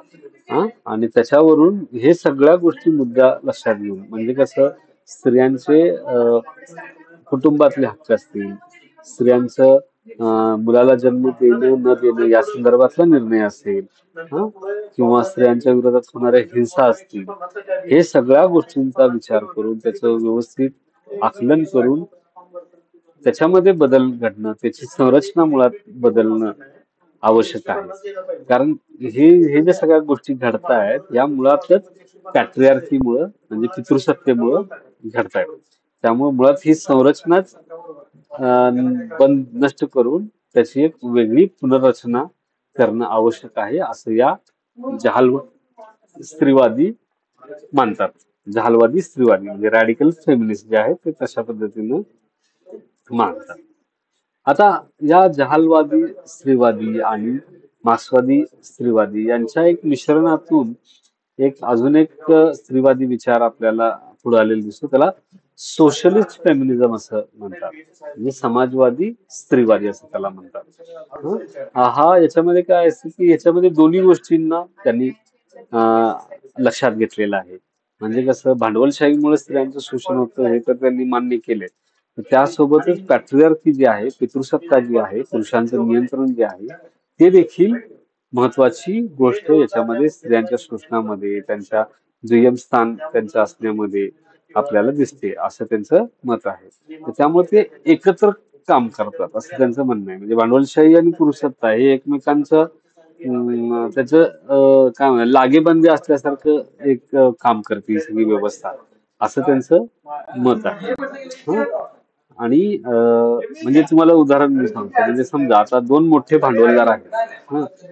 दोन मोठे भांडवलदार आहेत, तर ते दोन भांडवलदार जे आहेत, हा त्यांचे आता त्यांच्या मुलांचं लग्न करायचं आहे, तर ते काय करणार की हा जो माझ्या व्यवसायाला सोयीस्कर असलेला दुसरा भांडवलदार आहे त्याच्या मुलीशी लग्न करणार. मग असं त्याच्या मागे डोक्यात विचार पण हा असतो की त्याची जी प्रॉपर्टी आहे त्याचा जो कारखाना आहे, आता तुझा 10 कारखाने आहे, 2 कारखाने तर आपल्या मुलीला देईल. म्हणजे ते 2 कारखाने मला म्हणजे माझ्या मुलाला मिळतील, म्हणजे मला मिळतील अशा अर्थाने. असं असं पण त्याच्या मागे विचार आहे. असं म्हणजे भांडवलशाही विचार आणि पॅट्रियार्की असं कसं एक खूप वरवरचं उदाहरण आहे, पण या पद्धतीने ते काम करत असते. हं? तर हे आपल्याला दोन्ही दिसून येतं. उदाहरणार्थ पुन्हा एक तुम्हाला सांगतो, म्हणजे शेतावर आपण गेलो, शेतात काम करणाऱ्या स्त्रियांना कमी पगार दिला जातो आणि पुरुषांना जास्त पगार दिला जातो. मग आता पुरुष का त्याच्यावर ऑब्जेक्शन घेत नाहीत, की बायकांना का कमी पगार दिला, आम्हाला एवढा दिला आणि मग आम्हाला 100 रुपये देता आणि बायकांना 80 रुपये का देता, असं काय पुरुष त्याच्यावर काही बोलत नाहीत. हा, आणि हे याचा फायदा जे आहे ते तो जो काही पगार देणारा श्रीमंत शेतकरी असेल किंवा शेतमालक असेल, तर तो त्याच्यामध्ये तसा बघत असतो. आता याच्यामध्ये स्त्रियांचं श्रम जे आहे त्याचा पूर्ण मोबदला त्या स्त्रियांना याच्यातून मिळत नसतो. तर असे हे दोन्ही गोष्टी ज्या आहेत त्या एकत्र काम करतात. म्हणजे पुरुषांना जरी 100 रुपये दिले आणि स्त्रियांना 80 रुपये दिले, की 20 रुपये जे आहे श्रम, 20 रुपयाचे श्रम हे फुकटात मिळालं हे त्या शेतमालकाच्या डोक्यामध्ये असतं, कारण त्याचे पैसे त्याचे तेवढे वाचतात. हा भांडवली विचार झाला. हा, आणि स्त्रियांना कमी देण्याचा दृष्टिकोन ठेवणं हा पॅट्रियार्कल विचार झाला. असं या दोन्ही गोष्टींचं परस्पर इंटरप्ले ज्याला आपण म्हणतो, एकत्रितपणे काम करणं जे आहे ते आपल्याला याच्यामध्ये दिसतं. आता समाजवादी स्त्रीवादी जे आहेत ह्या दोन्ही व्यवस्थेला म्हणजे भांडवलशाही व्यवस्था आणि पितृसत्ता या दोन्हींना उलथून टाका, म्हणजे त्यांना नष्ट करा. त्यांना हे करा, त्याचा व्यवस्था मोडून काढा, अशी ते मागणी करतात. त्यांचं म्हणजे अजेंडा त्या पद्धतीचा असतो, ज्यामध्ये त्यांचं म्हणणं आहे की त्यांना अशी व्यवस्था हवी की ही जी व्यवस्था आहे, जी दोन्ही भांडवलशाही आणि पितृसत्ता, त्याच्यामध्ये काय आहे की स्त्रियांना वेतनामध्ये असमानता आहे. स्त्रियांवर म्हणजे नोकरी करा, भांडवलशाहीमध्ये स्त्रियांनी नोकरी करायची आणि घर पण सांभाळायचं, असे दोन्ही कामं करायची, म्हणजे पगारी काम पण करायचं आणि घरगुती काम पण करायचं, असं दुहेरी भार त्यांच्यावर टाकतात. आणि ह्या सगळ्या सोबतच स्त्रियांनी नेमकं कसं वागायचं, म्हणजे घरी कसं वागायचं, पै पाहुण्यामध्ये कसं वागायचं, सार्वजनिक कार्यक्रमात कसं वागायचं, नातेवाईकांच्या कार्यक्रमात कसं वागायचं, हा, किंवा पारंपरिक पद्धतीनं पण कसं वागायचं आणि मॉडर्न पद्धतीनं पण कसं वागायचं, असं सगळं डिफाईन जे आहे, ठरवणं जे आहे, ते भांडवलशाही आणि पितृसत्ता ही एकमेकांच्या ह्याच्यानं करत असते, सोयीनुसार एकमेकांचा वापर करत ठरवत असते. हा, असं ते या समाजवादी स्त्रीवादी जे आहेत त्या मानतात. आणि त्यामुळे काय आहे की स्त्रियांच्या शरीरावर जे आहे ते हे नियंत्रण त्यांचं राहतं. आता उत्तर आधुनिकतावादी आणि काळा स्त्रीवाद. काळा स्त्रीवाद म्हणजे काळ्या स्त्रियांचा, जे जे अमेरिकेतले मुख्यतः आपण त्याला म्हणतो गुलाम होते, आफ्रिकन अमेरिकन लोक जे आहेत, जे काळ्या रंगाचे असतात इतर गौरवर्ण श्वेतवर्णीय लोकांपेक्षा, तर त्यांच्या स्त्रीवादाच्या संदर्भातली ही माहिती आहे. तर उत्तर आधुनिकतावादी म्हणजे दुसऱ्या महायुद्धानंतर जगामध्ये उत्तर आधुनिकतावाद हा विचार प्रवाह निर्माण झाला, ज्याला आपण पोस्ट मॉडर्निझम असं म्हणतो. तर त्या पोस्ट मॉडर्निस्ट फेमिनिस्ट जे आहेत त्याचा आपल्याला साधारणपणे अभ्यास याच्यामध्ये करायचा आहे. हे काय आहे की याच्यामध्ये पोस्ट मॉडर्निझमचा पहिला अर्थ समजून घेऊ. पोस्ट मॉडर्निझम हा घटनेकडे किंवा एखाद्या वस्तूकडे, भाषेकडे, संस्कृतीकडे असं एकसंघ असं बघत नाही, तर त्याला ते तोडून तोडून बघतात, डिकन्स्ट्रक्ट करतात, तुकडे पाडून त्याच्याकडे बघतात, त्याची वेगवेगळे पैलू जे आहेत त्याच्याकडे ते पाहत असतात. तर ह्याच्यामध्ये त्यांचं म्हणणं आहे की त्यामुळे काय करतात की पोस्ट मॉडर्निझम जे आहे ते असं दोन गोष्टी, म्हणजे सगळ्या स्त्रियांवर अन्याय होतो ह्या कल्पनेला पण ते मानत नाहीत, आणि माझ्यावर खूप अन्याय झाला अशा एका स्त्रीच्या याच्यावर देखील ते कल्पनेला अनुभवाला मानत नाही. ते म्हणणं आहेत की ते तुम्हाला सगळ्यांच्या वेगवेगळ्या पद्धतीच्या स्त्रियांचा वेगवेगळे पद्धतीचे शोषण किंवा त्यांच्यावरचा अन्याय किंवा त्यांचं कथन असतं, अशावर ते विश्वास ठेवतात, असं ते मानतात उत्तराधुनिकतावादी. हा म्हणजे जसं आता कालचं लेक्चर जे आपलं होतं, परवाचं लेक्चर ग्रामीण स्त्रियांच्या संदर्भातलं पारंपरिक ज्ञान, त्यामध्ये हाच मुद्दा होता की शहरातल्या स्त्रिया, ग्रामीण भागातल्या स्त्रिया, आदिवासी स्त्रिया, भारतातल्या स्त्रिया, अमेरिकेतल्या स्त्रिया, युरोपातल्या स्त्रिया, आफ्रिकेतल्या स्त्रिया, या सगळ्यांचं बाबतीतलं त्यांचे जे काही अनुभव असतील हे वेगवेगळ्या पद्धतीचे आहेत. पॅट्रिआर्कीच्या संदर्भात असतील, भांडवलशाहीच्या संदर्भात असतील, शोषणाच्या संदर्भात असतील, त्यांचे जे अनुभव आहेत ते वेगवेगळे आहेत. तर अशी वेगवेगळे अनुभव असतात, याच्यावर पहिला या उत्तराधिकारवादाचा विश्वास असतो. आणि समाजाचे जे काही अं, वैविध्य असतं त्याच्याकडे लक्ष द्यायला पाहिजे, हे त्याच्याकडे बघतात. आणि त्याच्यानुसार स्त्रियांच्याकडे बघायचा दृष्टिकोन जो आहे तो ते मानतात. आता काळा स्त्रीवाद काय आहे, तर काळा स्त्रीवाद जे आहे ते आफ्रिकन वंशाचे जे आफ्रो अमेरिकन स्त्रिया आहेत, हं, तर ते त्याला त्यांचा अनुभव असा आहे की त्या फक्त स्त्रिया आहेत म्हणून पुरुषांच्या अत्याचाराचे किंवा दडपण जे काही हे होते, सप्रेशन जे होते, त्यांचं शोषण जे होतं, त्याला फक्त त्या स्त्रिया आहेत म्हणून त्यांचं शोषण होत नाही. ते मुळात त्या पूर्वी काळी गुलाम असलेल्या आफ्रो अमेरिकन म्हणजे काळ्या रंगाच्या स्त्रिया असल्यामुळं त्या आणखी त्यांच्यावर ह्या अत्याचार मोठ्या प्रमाणात होतो. हा म्हणजे समजा की तुम्ही आता हे शब्द ऐकले असेल, लॉर्ड अँड लेडी. म्हणजे लॉर्ड अँड लेडी काय असते की युरोपमध्ये मोठ्या सरदार घराण्यातल्या ज्या पुरुष असायचे त्यांना लॉर्ड म्हणायचे, आणि त्यांची जी वाईफ असायची, बायको असायची, त्याला लेडी असं म्हणायचे. आणि त्याच्यानंतर बाकीचे जे असतात ते अशी प्रजा असते, त्याच्यातल्या स्त्रियांना काही किंमत नसते. म्हणजे घरंदाज स्त्रिया, हा, आणि मग बाकी स्त्रिया, असा जो काही फरक जो असतो, घरंदाज स्त्रियांच्या वरचे अत्याचार वेगळे आणि एकदम बाकीच्या स्त्रियांच्या खालच्या मानल्या गेलेल्या समाजातल्या समाजातल्या स्त्रियांच्या अत्याचार एकसारखे आहेत का, ते वेगवेगळे असतात, त्याला वेगवेगळे पदर असतात. तर ते मांडायचा प्रयत्न या उत्तर आधुनिक काळ्या स्त्रीवाद्यांनी सांगितलं, की ते म्हणलं की वंशभेद जो आहे अमेरिकेमध्ये, त्याच्यामुळं स्त्रियांचं आणखी या काळ्या स्त्रियांचं आणखी शोषण आणि पिळवणूक होते, असं त्यांनी मांडलेलं आहे.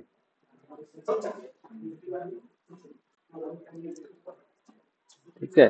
तर असे हे वेगवेगळ्या पद्धतीचे स्त्रीवादी विचार आहेत, ते तुम्हाला पुस्तकात देखील तुमच्या समजून घेता येतील. तर आता आपण पुढचा घटक घेऊया, कारण हे जरा थोडं डिटेलमध्ये सांगणं आवश्यक होतं, थोडं याच्यावर मी जास्त वेळ घेतला. आता दुसरं आहे, आता याच्यातल्या काही गोष्टी ज्या आहेत मी मगाशी बोलताना सांगितलेल्या आहेत, की त्याच्यामध्ये बाबा concept of sex and gender, म्हणजे मगाशी सांगितलंय की लिंग आणि लिंगभाव याच्यामध्ये काय फरक आहे. म्हणजे जैविक लिंग जे असतं, सेक्स म्हणजे ज्याला आपण म्हणतो, ते जैविक असतं. स्त्री पुरुष हे जैविक पद्धतीनं असतं. त्याच्यामध्ये काय होतं, कसं ठरवलं जातं की बाबा शरीराची रचना काय आहे.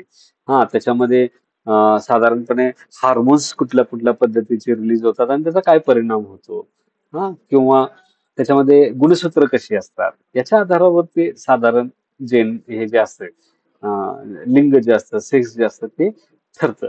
आणि मग त्याच्यात काय कसे असतात, तर पुरुष असतो, स्त्री असतात, मेल फिमेल, किंवा त्याला आपण तृतीयपंथी म्हणतो, काही वेळा त्याला पारलिंगी असं म्हटलं जातं, किंवा आंतरलिंगी असं म्हटलं जातं. जे साधारण ट्रान्सजेंडर असतात, तर त्यांच्या बाबतीत पण असं एक मानलं जातं. तर असे हे शरीराच्या आधारावरचे डेफिनेशन होतात. आता ह्याच्याबद्दलच्या स्त्री या ज्या काय म्हणतात त्याला, जैविक बायोलॉजिकल जे लिंग असतं त्याच्या संदर्भात स्त्रियांचं म्हणणं काय की हे याच्यावर स्त्रीवादी काही बोलत नाहीत. म्हणजे बोलत नाहीत म्हणजे त्यांना त्याच्याबद्दल काही म्हणायचं नाही, या सगळ्या ओळखीबद्दल. ते नॅचरल आहे, त्याबद्दल ते काही त्याच्याबद्दल ते काही म्हणत नाहीत. त्यांचं जे संपूर्ण म्हणणं आहे ते मुळात लिंग भावावर आहे. लिंग भाव. हं? भाव म्हणजे भावना, याच्यातला भाव. तर जेंडर त्याला आपण शब्द वापरलाय. तर स्त्रीवादी हे जेंडरवर लक्ष केंद्रित करतात. हा, त्याच्याबद्दल ते बोलतात.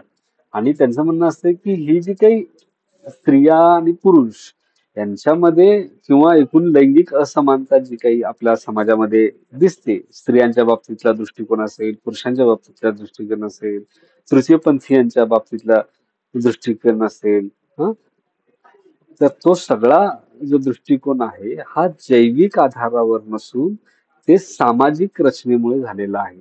त्याला एक दुसरा अजून एक शब्द दुसऱ्या वाक्यात असं सांगता येईल की हे अं, जन्मजात असणं वेगळं आणि सामाजिक दृष्ट्या तयार होणं, कन्स्ट्रक्ट, त्याला सोशल कन्स्ट्रक्ट असं म्हणतात. हं, तर ते सोशली कसं कन्स्ट्रक्ट झालेलं आहे याच्याकडे स्त्रीवादी जे आहेत त्या खूप बारकाईनं त्याच्याकडे बघतात आणि त्याच्याबद्दलची विश्लेषण, चर्चा त्या करतात. आता लिंगभाव म्हणजे काय, तर ते एक सामाजिक आणि सांस्कृतिक पद्धतीचं आहे असं त्या मानतात. हा, म्हणजे अमुक अमुक लिंग असलेल्या व्यक्तीने कसं वागायचं हे समाज आणि संस्कृती ठरवते. त्याला समाजानं त्याचे नियम लावून दिलेले असतात. त्यांच्या भूमिका ठरलेल्या असतात. त्यांच्याकडून कशा पद्धतीनं वागायचं याच्या अपेक्षा देखील ठरवून दिलेल्या असतात. त्याचे ताळेबंद ठरलेले असतात. ठीक आहे. म्हणजे घरात पहिल्यांदा जेवणार कोण? हं? म्हणजे वय हा क्रायटेरिया लावला तर घरातल्या वयस्कर बायका आणि वयस्कर पुरुष हे एकत्र जेवतात का? किंवा वयस्कर बायका पहिल्यांदा जेवतात, मग वयस्कर पुरुष जेवतात, असं काही आहे का? हे जे आहे ना, हे जे सगळं ठरवलेलं जे आहे, हे लिंगभाव ह्याला आपण म्हणतो.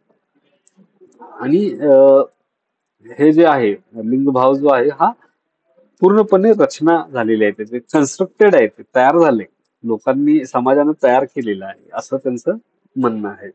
मग याच्यामधनं दोन परत कन्सेप्ट येतात. एक आहे मस्क्युनॅलिटी, म्हणजे पुरुषत्व, मर्दानगी, ज्याला असं संकल्पना म्हणून मर्द को कभी दर्द नहीं होता असं म्हणतात.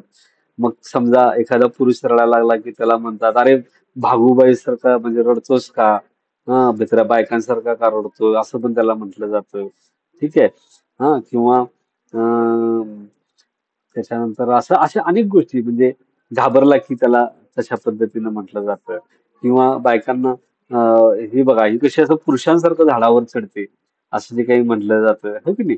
तर हे सगळं जे आहे हे स्त्रियांनी काय करायचं आणि पुरुषांनी काय करायचं याला घालून दिलेले काही जे नियम आहेत ना, त्याला असं ते म्हणतात. पण त्यासाठी सामाजिक शास्त्रामध्ये जे संकल्पना वापरलेली आहे, पुरुष तत्व, पुरुषत्व जे म्हणतात त्याला मस्क्युनॅलिटी असा शब्द आहे. आणि स्त्रियत्व ज्याला म्हणतात त्याला फेमिनिटी हा शब्द वापरला जातो. आणि ते फेमिनिझम हा शब्द त्या फेमिनिटी यावरनं आलेला आपल्याला दिसतो. ठीक आहे. तर असं हा लिंग आणि लिंगभाव यांची संकल्पना, sex, concept of sex and gender, ती कशी समजून घ्यायची याची आपण चर्चा केली.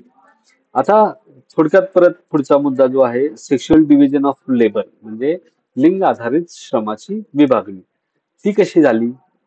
तर त्याच्या संदर्भात बघताना आपल्याला एक लक्षात घ्यायला पाहिजे की याच्याबद्दल पण आपण या सगळ्या संपूर्ण चर्चेमध्ये याच्याबद्दल बोललेलो आहोत की पुरुषसत्ताक समाज जो आहे तो त्यानं श्रमाची विभागणी काय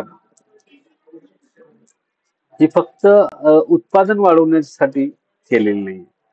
तर त्याच्या मागे सत्ता, म्हणजे पॉवर, कंट्रोल कुणाकडे राहील आणि सत्ता आणि कंट्रोल, म्हणजे पॉवर अँड कंट्रोल, असं दोन्ही गोष्टी असाव्यात या अर्थानं त्याची तयार केलेली आहेत काही नॉर्म्स, जे नियम जे आहेत किंवा जे काही पायंडे पाडलेत ना, तर ते.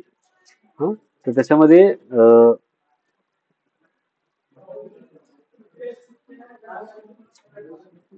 त्याच्यामध्ये आपल्याला असं बघायचं की अं, हा, काही कामं जे आहेत ती नैसर्गिक समजतात. म्हणजे घरातलं काम हे बायकांनी करायचं, घरकाम. बाहेरचं काम हे पुरुषांनी करायचं. त्यामुळं घरात जे आहे ते होतच असतं नेहमी. त्याच्यात काही सातत्यानं नुसतं ते चालू असतं. आणि बाहेर जाऊन करायचं जे काम आहे ते उत्पादक काम असतं, प्रोडक्टिव्ह लेबर असतं. कारण त्याच्यातनं पैसा येतो, त्याच्यानं उत्पादन येतं. हा, आणि स्त्रिया जे करतात त्याच्यातनं काही उत्पादन येत नसतं, त्याच्यातनं प्रोडक्शन काही होत नसतं. असं ते हे जातं. ते रिप्रोडक्ट आहे, म्हणजे वारंवार तयार होणाऱ्या गोष्टी असतात, त्या सारख्या लागतात. ते नॅचरल आहे, ते करणं नॅचरल आहे. अशा पद्धतीनं म्हणजे मुलांना जन्म देण्यापासून त्यांना मोठं करणं, घरातलं घरकाम करणं, हा, स्वच्छता घरातली ठेवणं, हे जे सगळं काम आहे हे स्त्रियांच्या या कामाला नैसर्गिक मानलं जातं.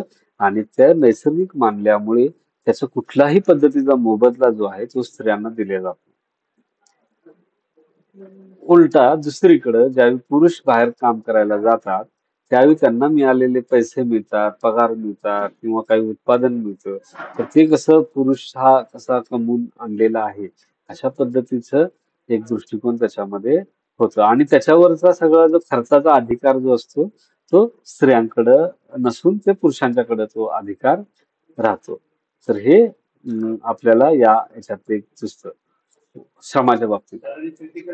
दुसरं काय की डबल बर्डन, म्हणजे समजा स्त्रिया जर नोकरी करणाऱ्या असतील तर त्यांना घरातलं काम सांभाळून बाहेरचं काम, म्हणजे जे काही पगारासाठी त्या नोकरीच्या जागी जाणार आहे तर दोन्ही कामं त्यांना करावी लागतात. हे डबल बर्डन, दुहेरी भार जो आहे तो स्त्रियांच्यावर असतो. त्यामुळे काय होतं की त्यांची विश्रांतीची जी वेळ, जे मी मगाशी तुम्हाला कामगाराचं दिनचर्या सांगितली, सकाळी 5 वाजता उठून स्वयंपाक वगैरे करून तो कामाला जाईल वगैरे. तर याच्यामुळे काय होतं की त्यांचं विश्रांतीची वेळ कमी होते. त्यांना अवेलेबल असलेला वेळ जो आहे तो कमी होतो.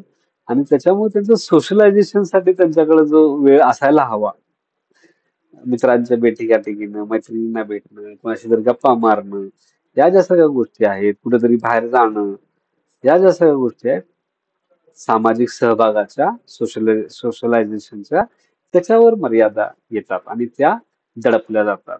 ती संधी जी आहे त्यांची दडपली जाते. मग याचे आरोग्यावरचे होणारे मानसिक परिणाम हे सगळं आहेतच. ठीक आहे. तर हा एक मुद्दा याच्यामध्ये आपण बघायचा आहे. त्यामुळे काय होतं की स्त्रियांच्या या लिंग आधारित श्रमाची जी विभागणी आहे त्याच्यामुळे स्त्रियांचं आर्थिक स्वातंत्र्य किंवा निर्णय घेण्याचं स्वातंत्र्य कुटुंबाच्या संदर्भात असेल, नाही कुटुंबाच्या संदर्भात तरी लांबची गोष्ट, म्हणजे कुटुंबावरचा अधिकार लांबची गोष्ट, पण स्वतःच्या संदर्भातले निर्णय घेताना पण स्त्रियांना अं, घरातल्यांना विचारावं लागतं, घरातल्या पुरुषांना विचारावं लागतं. हा, तर ते त्याच्यामध्ये पण ते मर्यादित राहतं. आणि त्यामुळं घरातल्याच अधिकारांच्या संदर्भात किती संघर्ष करायचा, तर बाहेर आणखी अधिकार मिळावेत यासाठी संघर्षाला तर अजून खूप अं, त्याची ताकद खूप खर्च होऊन जाते याच्यामध्ये. येतं लक्षात. हं, तर त्यामुळं निर्णय क्षमता जी असते, तर ती अं, स्त्रियांकडे अं, दिली जात नाही त्यांच्या हातात. आता तिसरा जो पॉइंट आहे ह्याच्यातला, पितृसत्तेचे सामाजिक व सांस्कृतिक पैलू, सोशो कल्चरल ऍस्पेक्ट्स ऑफ पॅट्रियार्की. आता पुरुषसत्ता जी आहे ती फक्त कशी असे कायदे आहेत किंवा समाजाचे काही नियम आहेत त्याच्यामुळे नाही, तर ती मूलभूत जी समाजाची रीतिरिवाज, विचारसरणी जी आहे, रूढी आहे, आणि रोजचं जीवन जे आहे त्याच्यात ते रुजलेलं आहे. ते इतकं असं खोल रुजलंय त्यामुळे ते आपल्याला नैसर्गिक वाटतं. ते जर खोल रुजलं म्हणजे आपल्याकडे समजा एखादा नवा विचार आला तर ते आपल्याला ऍक्सेप्ट करायला खूप वेळ जातो. हा, पण तो असा खोलवर रुजलेला असेल, ठीक आहे, खूप वर्षांपासून असं तयार होत आजपर्यंत रुजलेला असेल तर ते आपल्याला नैसर्गिक वाटायला चालू होतं. तर ते या पॅट्रियार्की म्हणजे पुरुषसत्तेच्या संदर्भात, पितृसत्तेच्या संदर्भात घडलेलं आहे. हं?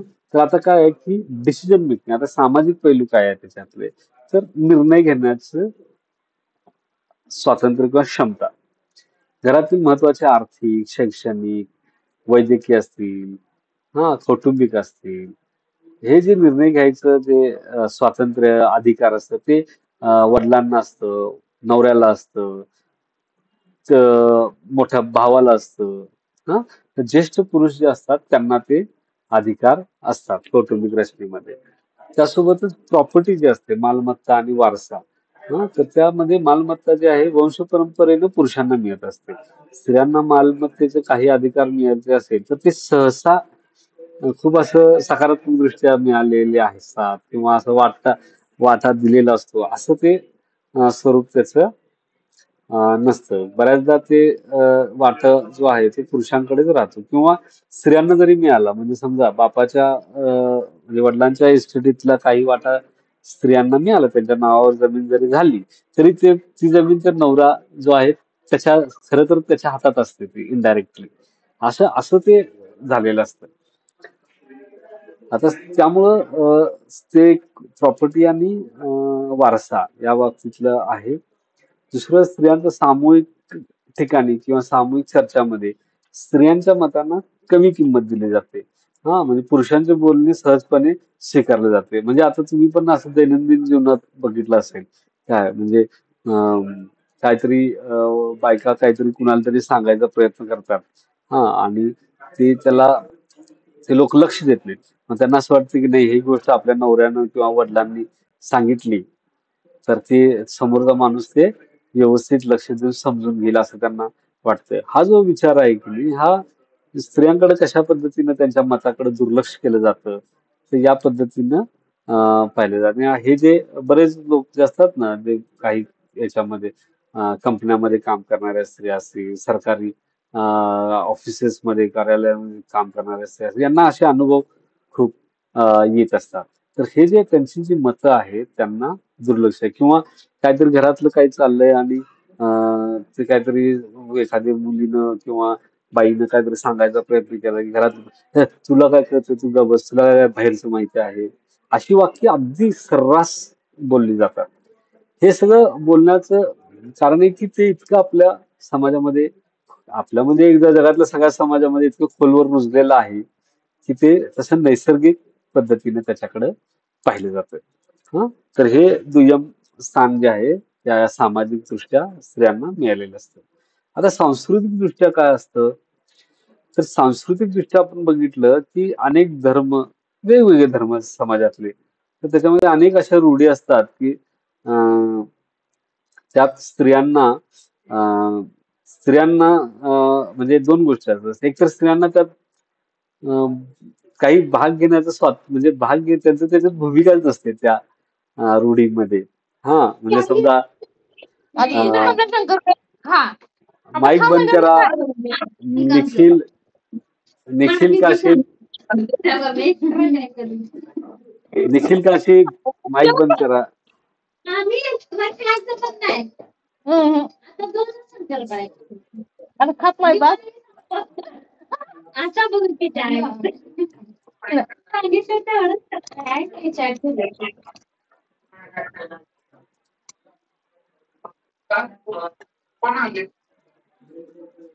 स्नेहलाई मी दीदी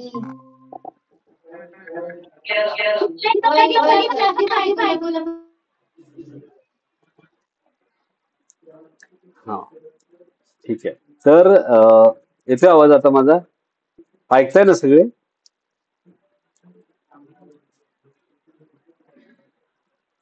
ऐकताय ना सगळे? अच्छा, ठीक. तर दुसरा जो मुद्दा आहे सांस्कृतिक पैलूच्या संदर्भात म्हणजे धर्म आणि रूढींच्या संदर्भात, अशा अनेक रूढी असतात की ज्याच्यामध्ये स्त्रियांना तसं स्थान नसतं. हा, म्हणजे उदाहरणार्थ मी तुम्हाला उदाहरण देतो की नारळ फोडणं असतं. अमावस्याला घरामध्ये बऱ्याचदा नारळ फोडला जातो. काही घरांमध्ये नारळ फोडला जातो किंवा काही विशिष्ट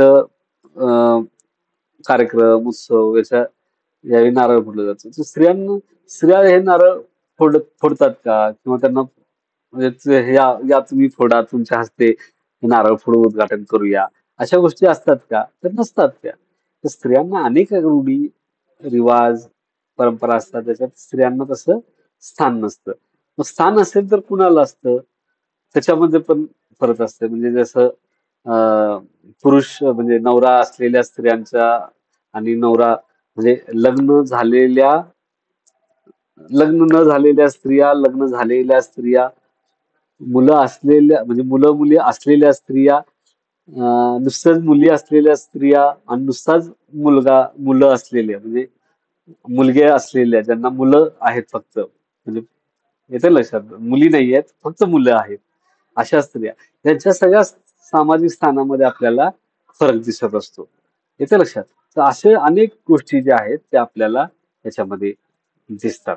हा म्हणजे समजा आणि बऱ्याचदा स्त्रियांना पाळी वगैरे आली असते त्यावेळी त्यांना धार्मिक विधीमध्ये सहभागी होऊ देत नाहीत. हा किंवा काही अशा गोष्टी असतात अशा काही रिवाज असतात त्याच्या स्त्रियांना स्थान नसतं किंवा असल्या तर त्या फक्त पुरुषांच्या सोबत असल्यासारख्या असतात. अशा अनेक वेगवेगळ्या धर्मामध्ये अशा आपल्याला रूढी ज्या आहेत त्या पाहायला मिळतात. त्यानंतर सोशलायझेशन जे आहे ते सामाजिकरण. हा म्हणजे मुला मुलींनी समाजामध्ये कसं वावरायचं, त्यांनी समाजामध्ये कसं वावरावं याच्यासाठी त्यांची जडणघडण कशी करायची हे देखील याच्यामध्ये घडलं जातं, तयार केलं जातं. ते कसं की आता एखाद्याला मुलगी झाली, ठीक आहे, मुलगी झाली की तो काय करणार, गुलाबी रंगाचं सगळं डेकोरेशन, घराला गुलाबी रंग देणार. मग तिच्यासाठी गुलाबी रंगाचा फ्रॉक घेऊन येईल. हा मग त्याच्यानंतर तिच्यासाठी बाहुली आणून देणार. हा किंवा एखादा आरसा आणून देईल किंवा डिझायनर पर्स आणून देईल. काही खेळणी असतील म्हणजे स्वयंपाकघर असते की नाही, स्वयंपाकाच्या सामानाची खेळणी असतात. अशी खेळणी आणून देणार. जर मुलगा झाला तर मग त्याला निळ्या रंगाचे एक घर रंगवणार निळ्या रंगाने. त्याच्यासाठी बंदूक वगैरे आणून देणार, गाडी आणून देणार. हा तर असे असे जे कपडे त्याचे त्या पद्धतीचे त्याला आणून देणार. असं करत करत ते जेंडर जे आहे, लिंगभाव जो आहे तो याच्यामध्ये आपल्याला निर्माण केला जात असलेला आपल्याला दिसतो. एकच second.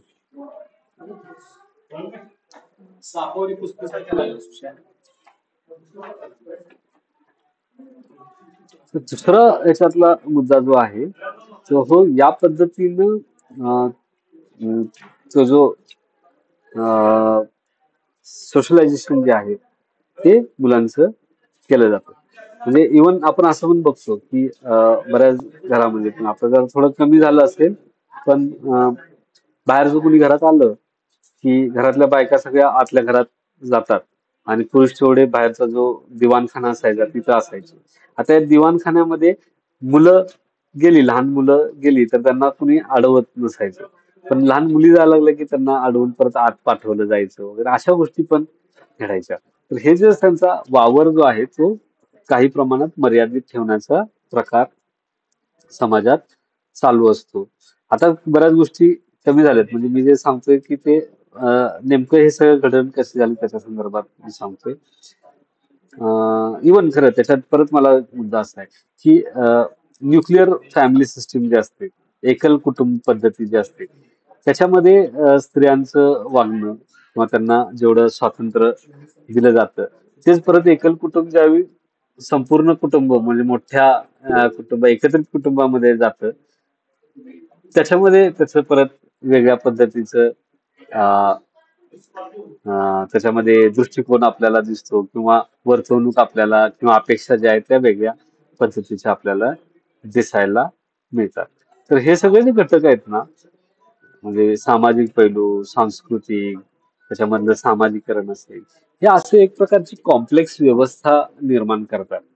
हा की ज्याच्यामुळे काय होतं की आपल्याला पुरुष जे आहेत ते नैसर्गिकदृष्ट्या श्रेष्ठ वाटायला सुरुवात होते. हा म्हणजे आपल्याला असं वाटत नाही आपण लहान असतो त्यावेळी पण असं वाटत नाही ज्यावेळी आपण परत रेट्रोस्कोपिकली मागे जाऊन आपण स्वतःची घडवणूक ज्यावेळी बघतो.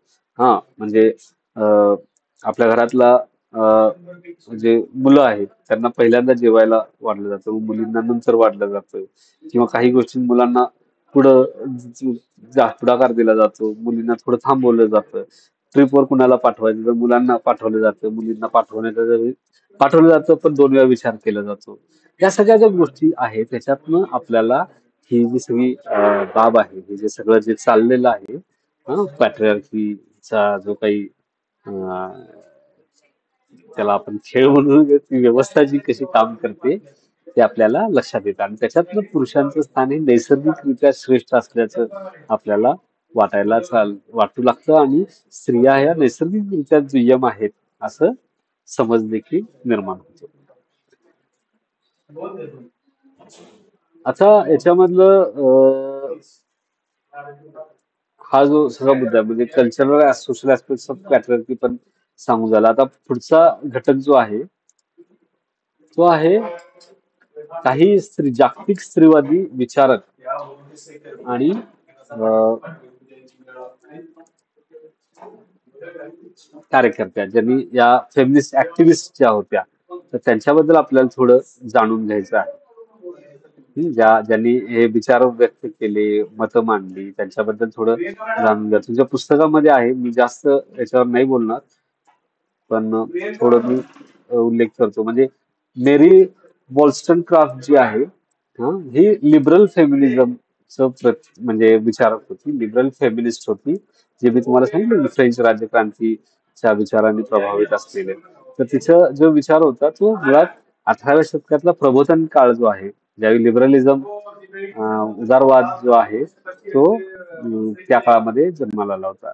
तर ते व्यक्ती कसं आहे की मानवी तर्कशक्ती, मानवाचं जे तर्कशक्ती त्याला रिझन म्हणतो, हा, तर आणि व्यक्तींचे अधिकार याच्याकडे जास्त ती भर देताना आपल्याला दिसते. तिचं म्हणणं आहे की तिनं रुसो या रुसोवर, जसं मगाशी त्याचं नाव आलं, त्याच्यावर टीका केली. रुसोची जी मांडणी होती त्याच्यामध्ये या मेरी वॉल्स्टनक्राफ्टनं असं दाखवून दिलं की रुसो जे काही सांगतोय की जे सगळे विचार व्यक्त केले त्याच्यामध्ये रुसोच्या लेखनामध्ये आपल्याला असं दिसतं की स्त्रियांना पुरुषांच्या तुलनेत नैसर्गिकरित्या दुय्यम भूमिकेसाठी तयार केले असं तो मानतो. म्हणजे रुसोची तुम्हाला संकल्पना माहित असेल तर तुम्ही ऐकलंय का रुसो बद्दल कुणी? रुसो बद्दल ऐकलंय का कुणी?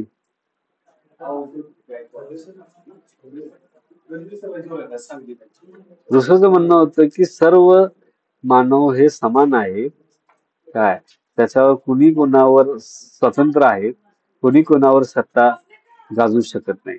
तरी देखील समाज जो आहे तर आपल्यातल्या एखाद्या व्यक्तीला किंवा एखाद्या संस्थेला आपल्यावर अधिकार गाजवण्याचं गाजवू देतो, आणि त्याच्या बदल्यात काही अपेक्षा बाळगत असतो.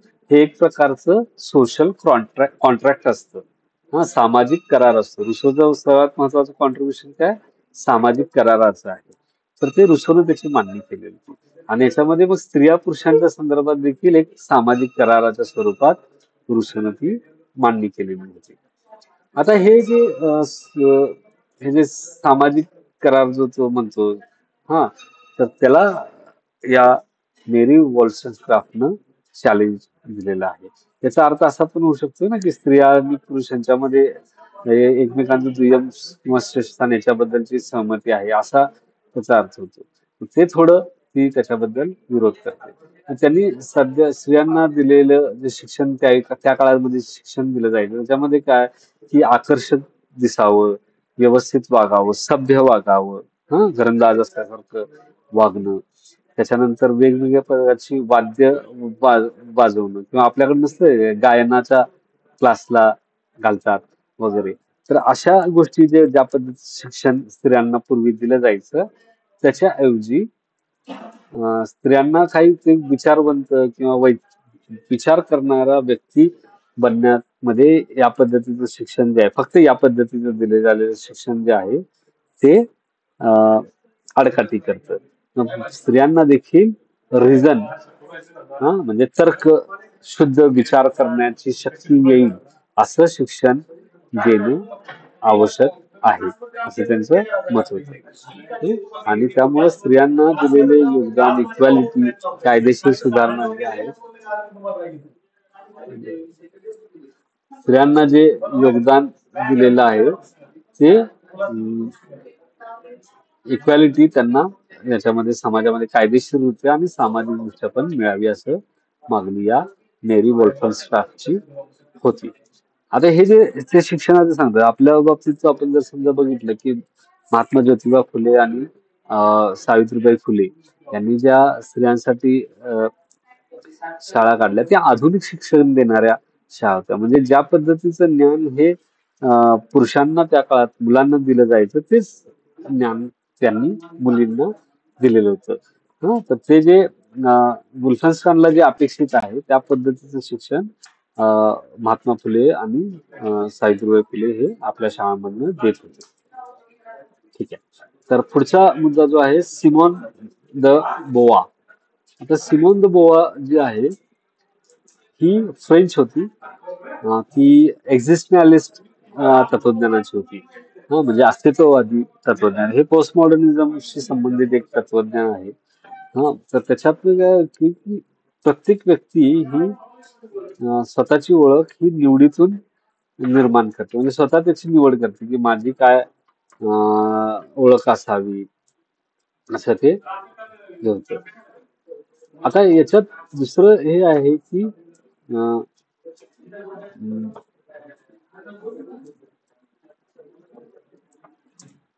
पुरुष जो असतो समाजामध्ये पुरुष आणि पुरुष सोडून इतर अशा पद्धतीची समाजामध्ये रचना असते असं त्यांचं सिमोन द बोवेराचं मत आहे.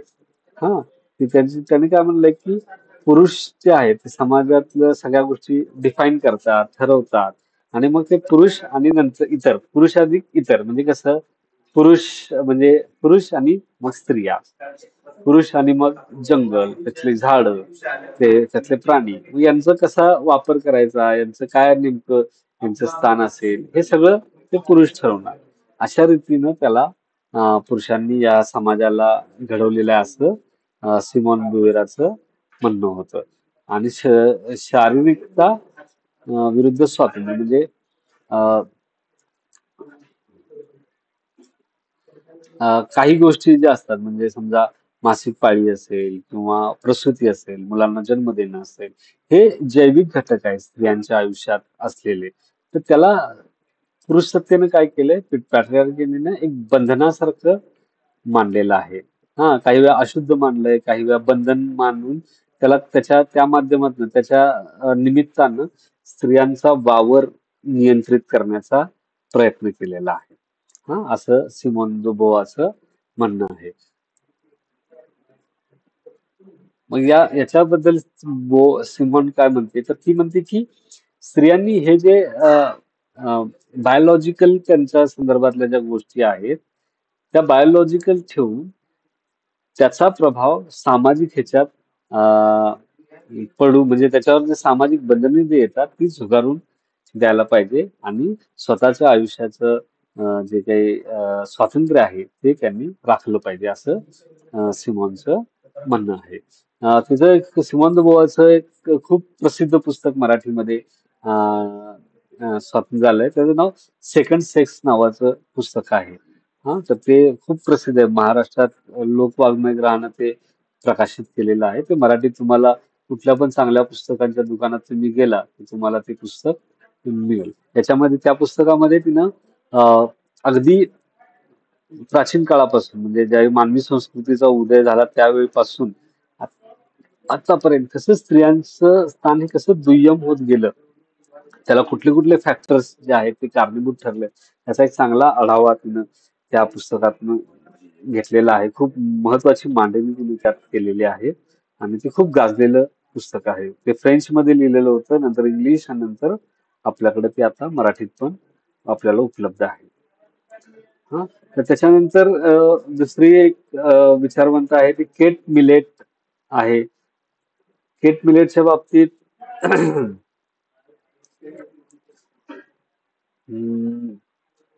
आता हे मी सगळं घ्यायचं म्हणजे जरा अवघड होऊन जाईल. केट मिलेटच्या बाबतीत आपल्याला असं बघते की तिनं कुटुंबातली पितृसत्ता जी असते पुरुषांचं जे वर्चस्व जे असतं कुटुंबातलं ते फक्त सामाजिक परिस्थिती म्हणजे सामाजिक परंपरा म्हणून नसतं तर एक राजकीय संस्थेसारखं काम करत असते. म्हणजे राज्यसत्ता देखील कुटुंब प्रमुख म्हणून पुरुषांकडे बघत असते. म्हणजे पूर्वीच्या काळापासून अशा अशा अर्थाने ते बघते. म्हणजे हे जे असे कुटुंब व्यवस्था जी आहे तिला एक राजकीय संस्था अशा अर्थाने ती बघते. त्यानंतर शुल्लामित फायरस्टोन नावाची ते स्त्रीवादी आहे. ही ही आपल्याला एक्स्ट्रीम फेमिनिस्ट रॅडिकल फेमिनिस्ट असे दिसते. तिचं म्हणणं आहे की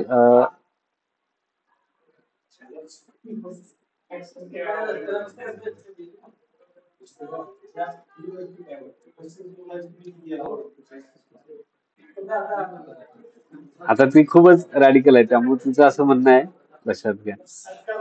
तिचं म्हणणं आहे की स्त्रियांचं जे प्रजनन क्षमता जी आहे, हा चाइल्ड बिअरिंग कॅपॅसिटी जी आहे त्याच्यामुळे बालसंगोपनासाठी ती पुरुषांवर आणि कुटुंबावर अवलंबून ठेवते, राहते किंवा समाज त्याला त्या दृष्टिकोनातनं हे करतो आणि ते त्या हिशोबाने तिला दुय्यम स्थान मिळतं. तर ती त्याच्यात बदल घडवण्यासाठी काय करायला हवं असं म्हणते.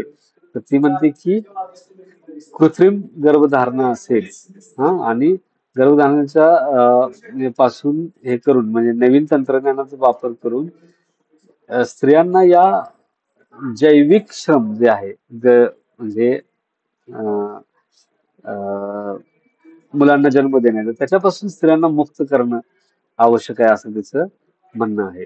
आणि दुसरी गोष्ट अशी ती म्हणते की बालसंगोपन जे आहे मुलांची वाढ जे आहे सांभाळणं जे आहे ते फक्त त्या स्त्रीवरती जबाबदारी न टाकता त्या फक्त कुटुंबावरती जबाबदारी न टाकता संपूर्ण समाजानं मुलांचं पालन पोषण करण्याची जबाबदारी घ्यायला हवी असं आपल्याला तिचं मत आहे. आणि लिंगभेद मिटवायला हवा. त्याच्यासाठी ती ओळख म्हणजे लिंगावर आधारित जी काही सर्व भूमिका आहेत, कामं असतात, ओळख असतात, ते पूर्णपणे नष्ट करायला हवं. म्हणजे उदाहरणार्थ तिला काय म्हणायचं ते जर समजून घेतलं तर तुमच्या लक्षात येईल. म्हणजे मुलं झाली की तिथला सांभाळायची जबाबदारी त्याच्या आईची असते किंवा त्याच्या वडिलांची असते किंवा त्या कुटुंबाची असते. पण समाज त्याच्याकडे सांभाळण्याच्या दृष्टीनं बघत नाही. हा तिचा पहिला आक्षेप आहे. जर समाजानं त्या सांभाळण्याकडे बघितलं तर स्त्रिया हळूहळू त्या बर्डन मधून बाहेर पडतील आणि स्वतंत्र व्यक्ती म्हणून काम करू शकतील असं तिचं एक म्हणणं आहे. दुसरं ते जे म्हणते की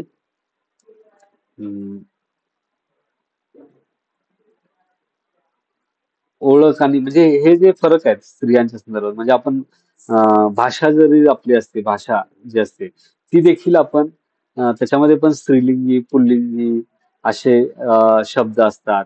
स्त्रियांसाठी आली गेली येते, पुरुषांसाठी आलो गेलो येणार येतो असे हे जे काही सगळे फरक आलेले आहेत काय तर त्याच्यावर देखील हे स्त्रीवादी जे आहेत त्या प्रश्न उपस्थित करतात.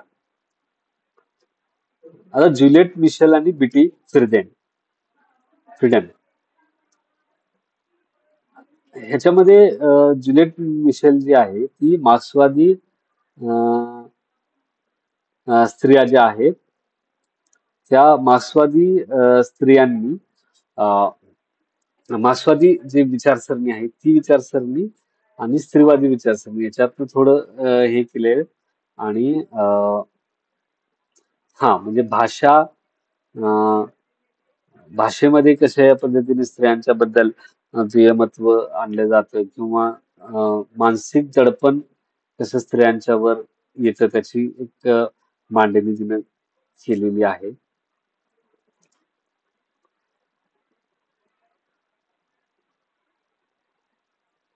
सायकोलॉजिकली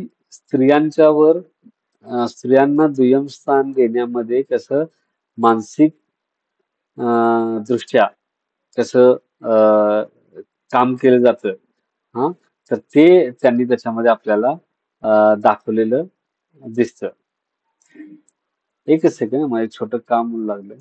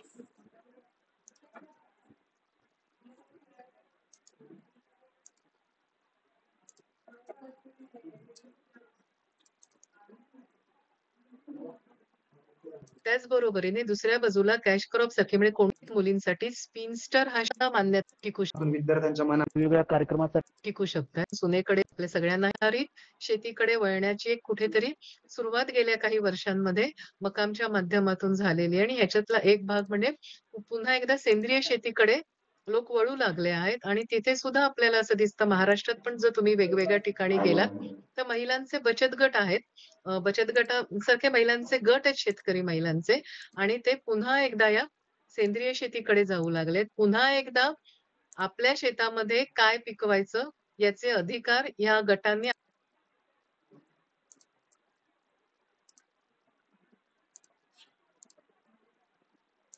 हा तर मी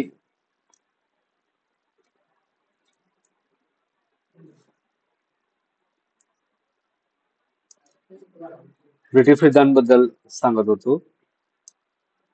तर त्यांनी गृहिणींना ज्या अमेरिकेतल्या गृहिणी होत्या त्यांच्या मध्ये काम केलेलं आपल्याला दिसत होतं की दुसऱ्या महायुद्धानंतर स्त्रियांना नोकऱ्या सोडून की त्यांनी आता काय झालं लढाई चालू झाली होती युद्ध ज्यावेळी चालू झालं होतं त्यावेळी प्रोडक्शन करणं खूप आवश्यक होतं कारखान्यांमध्ये वगैरे आणि या सगळ्या युद्ध सामग्रीच्या प्रोडक्शनसाठी कारण युरोपमध्ये खूप मोठं युद्ध झाल्यामुळे अमेरिकेमध्ये काय झालं होतं की मोठ्या प्रमाणात कारखाने काम करत होते दिवस रात्र ते चालू असायचे आणि याच्यामध्ये वर्कफोर्स म्हणून स्त्रियांना जास्त प्रोत्साहित गेलं होतं की तुम्ही त्याच्यात काम करा म्हणून.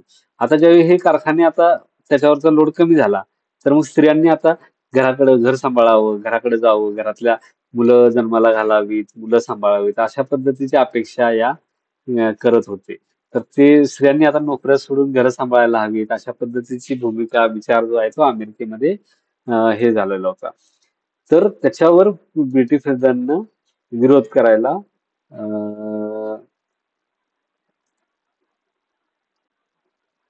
हे करत होते. त्याच्यानंतर फ्रीडनने काय केले की स्त्रियांनी खरं तर घराबाहेर पडायला पाहिजे अनुभव घ्यायला पाहिजे आपलं शिक्षण पूर्ण करून घ्यायला पाहिजे करिअर करायला यासाठी स्त्रियांना प्रोत्साहित केलं. त्याने काही संस्था स्थापन केल्या आणि राजकीय नोकरी वेतन पगार आणि राजकीय सहभाग जे आहे त्याच्यामध्ये स्त्रियांना समानता मिळावी समान हक्क मिळावी यासाठी तिनं काम केलेलं आपल्याला दिसून येतं. तर असं हे महत्वाचं काम ब्रिटिश फ्रीदांना केलेलं आहे. त्याच्यानंतर आपल्याला शेवटचा जो घटक आहे त्याच्यामध्ये इंटरनॅशनल अँड नॅशनल इनिशिएटिव्ह वेगवेगळ्या ज्या संस्था निर्माण झालेल्या आहेत स्त्रियांच्या संदर्भात इंटरनॅशनल वुमेन्स कॉन्फरन्स असेल युनायटेड नेशन वुमेन्स ऑर्गनायझेशन असेल national commission for women and state commission असेल याच्या संदर्भातली माहिती आपल्याला घ्यायची आहे. आता मग या संस्था का स्थापन झाल्या कशा पद्धतीने ते काम करतात याची तुम्हाला माहिती याच्यातून मिळेल. ठीक आहे. तर माझ्या मते आपण इथपर्यंत जे सांगितलं ते जरा बरंच झालं असं मला वाटतं. आता तुम्हाला काही शंका असतील तर विचारा. काय आहेत का शंका?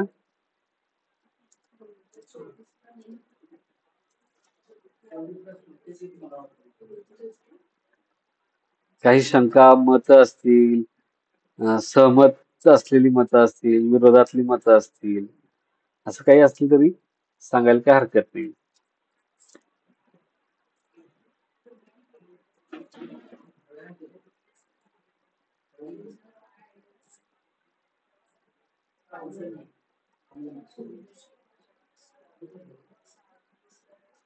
मत नाही, स्माइली आहेत असतेच ते.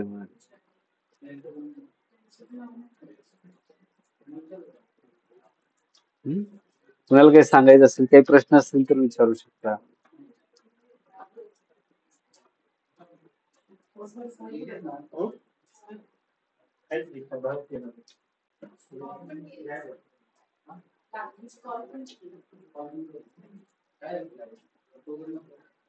ठीक आहे, मग तुमचे काही प्रश्न असतील तर आपण थांबूया.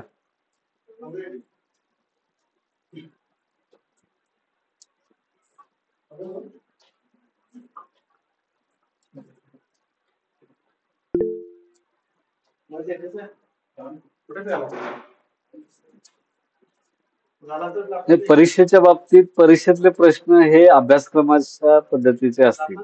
म्हणजे आता मी तुम्हाला याच्यातलं जे काही महत्वाचे इश्यूज होते ते सांगण्याचा प्रयत्न केला. तुमच्या पुस्तकामध्ये जे काही दिले साधारण त्या पद्धतीचे प्रश्न येतील. म्हणजे ब्रिटिश याचे यांच्या कामाचे महत्व स्पष्ट करा किंवा यांची स्त्रीवादी चळवळीतले योगदान स्पष्ट करा. कुटुंब म्हणजे त्याच्यानंतर असेल मार्क्सवादी टिपामध्ये असेल मार्क्सवादी स्त्रीवाद, याच्यावर टिपा लिहा.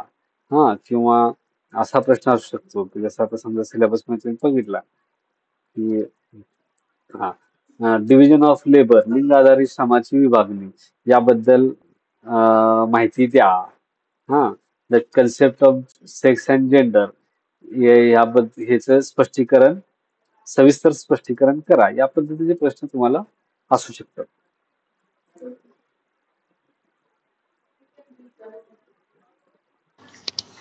सर जुने क्वेश्चन पेपर मिळतील का? जुने क्वेश्चन पेपर आपल्याकडे परीक्षा होत नाहीत, त्यामुळे जुने क्वेश्चन पेपर मिळणार नाही. तर तुम्हाला प्रश्न आहेत ना, तुम्हाला क्वेश्चन बँक आहे, तुमची जी पुस्तकं आहेत त्यात प्रश्न दिलेले आहेत. हो ठीक आहेत आहे, आहेत. त्यामुळे काही अडचण येत नाही तशी. येतं लक्षात. चांगल्या पद्धतीनं वाचून जावा. आता तुम्ही व्यवस्थित ऐकलं असेल तर तुम्हाला याचा पण काही प्रमाणात उपयोग होईल. रेकॉर्डिंग मी देईन, परत ऐकायचं असेल तर परत ऐकता येईल तुम्हाला. आणि बाकी तुम्हाला इतर पण गोष्टी याच्यात बेसिकली काय, हा मुळात हे समजून घेण्याचा विषय आहे, पाठ करण्याचा विषय नाहीये. समजून घेतल्यानंतर तुम्हाला जे पुस्तकात नाहीत अशा पण गोष्टी चांगल्या पद्धतीने लिहिता येतील. तर तसा वैचारिक दृष्ट्या त्याच्या संदर्भात दृष्टिकोन बाळगून तुम्ही जर चिंतन वगैरे केलं तुम्ही छान पेपर लिहू शकता. सर आम्हाला MA फर्स्ट ची मार्क लिस्ट अजून अवेलेबल नाही झालेली आहे. ते कॉलेजला इथे प्रिंट होऊन येतात आणि मग कॉलेजला पाठवतात. तर प्रिंटिंगला परत गेलेले होते, प्रिंटिंग हा, हा. परत नवी दुरुस्तीसाठी गेलेले होते, त्यामुळे अजून वेळ लागतो. मी होय. नंबर देतो नेहमी, त्या नंबरला फोन करून तुम्ही विचारा. ओके ओके चालेल ठीक आहे.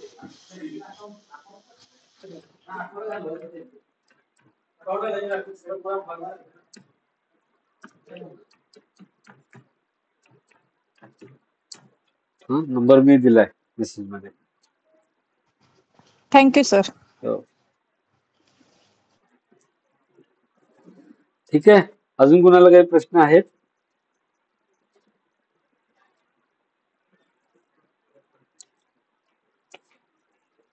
ठीक आहे, असेल नसेल तर आपण थांबूया. मग थांबूया.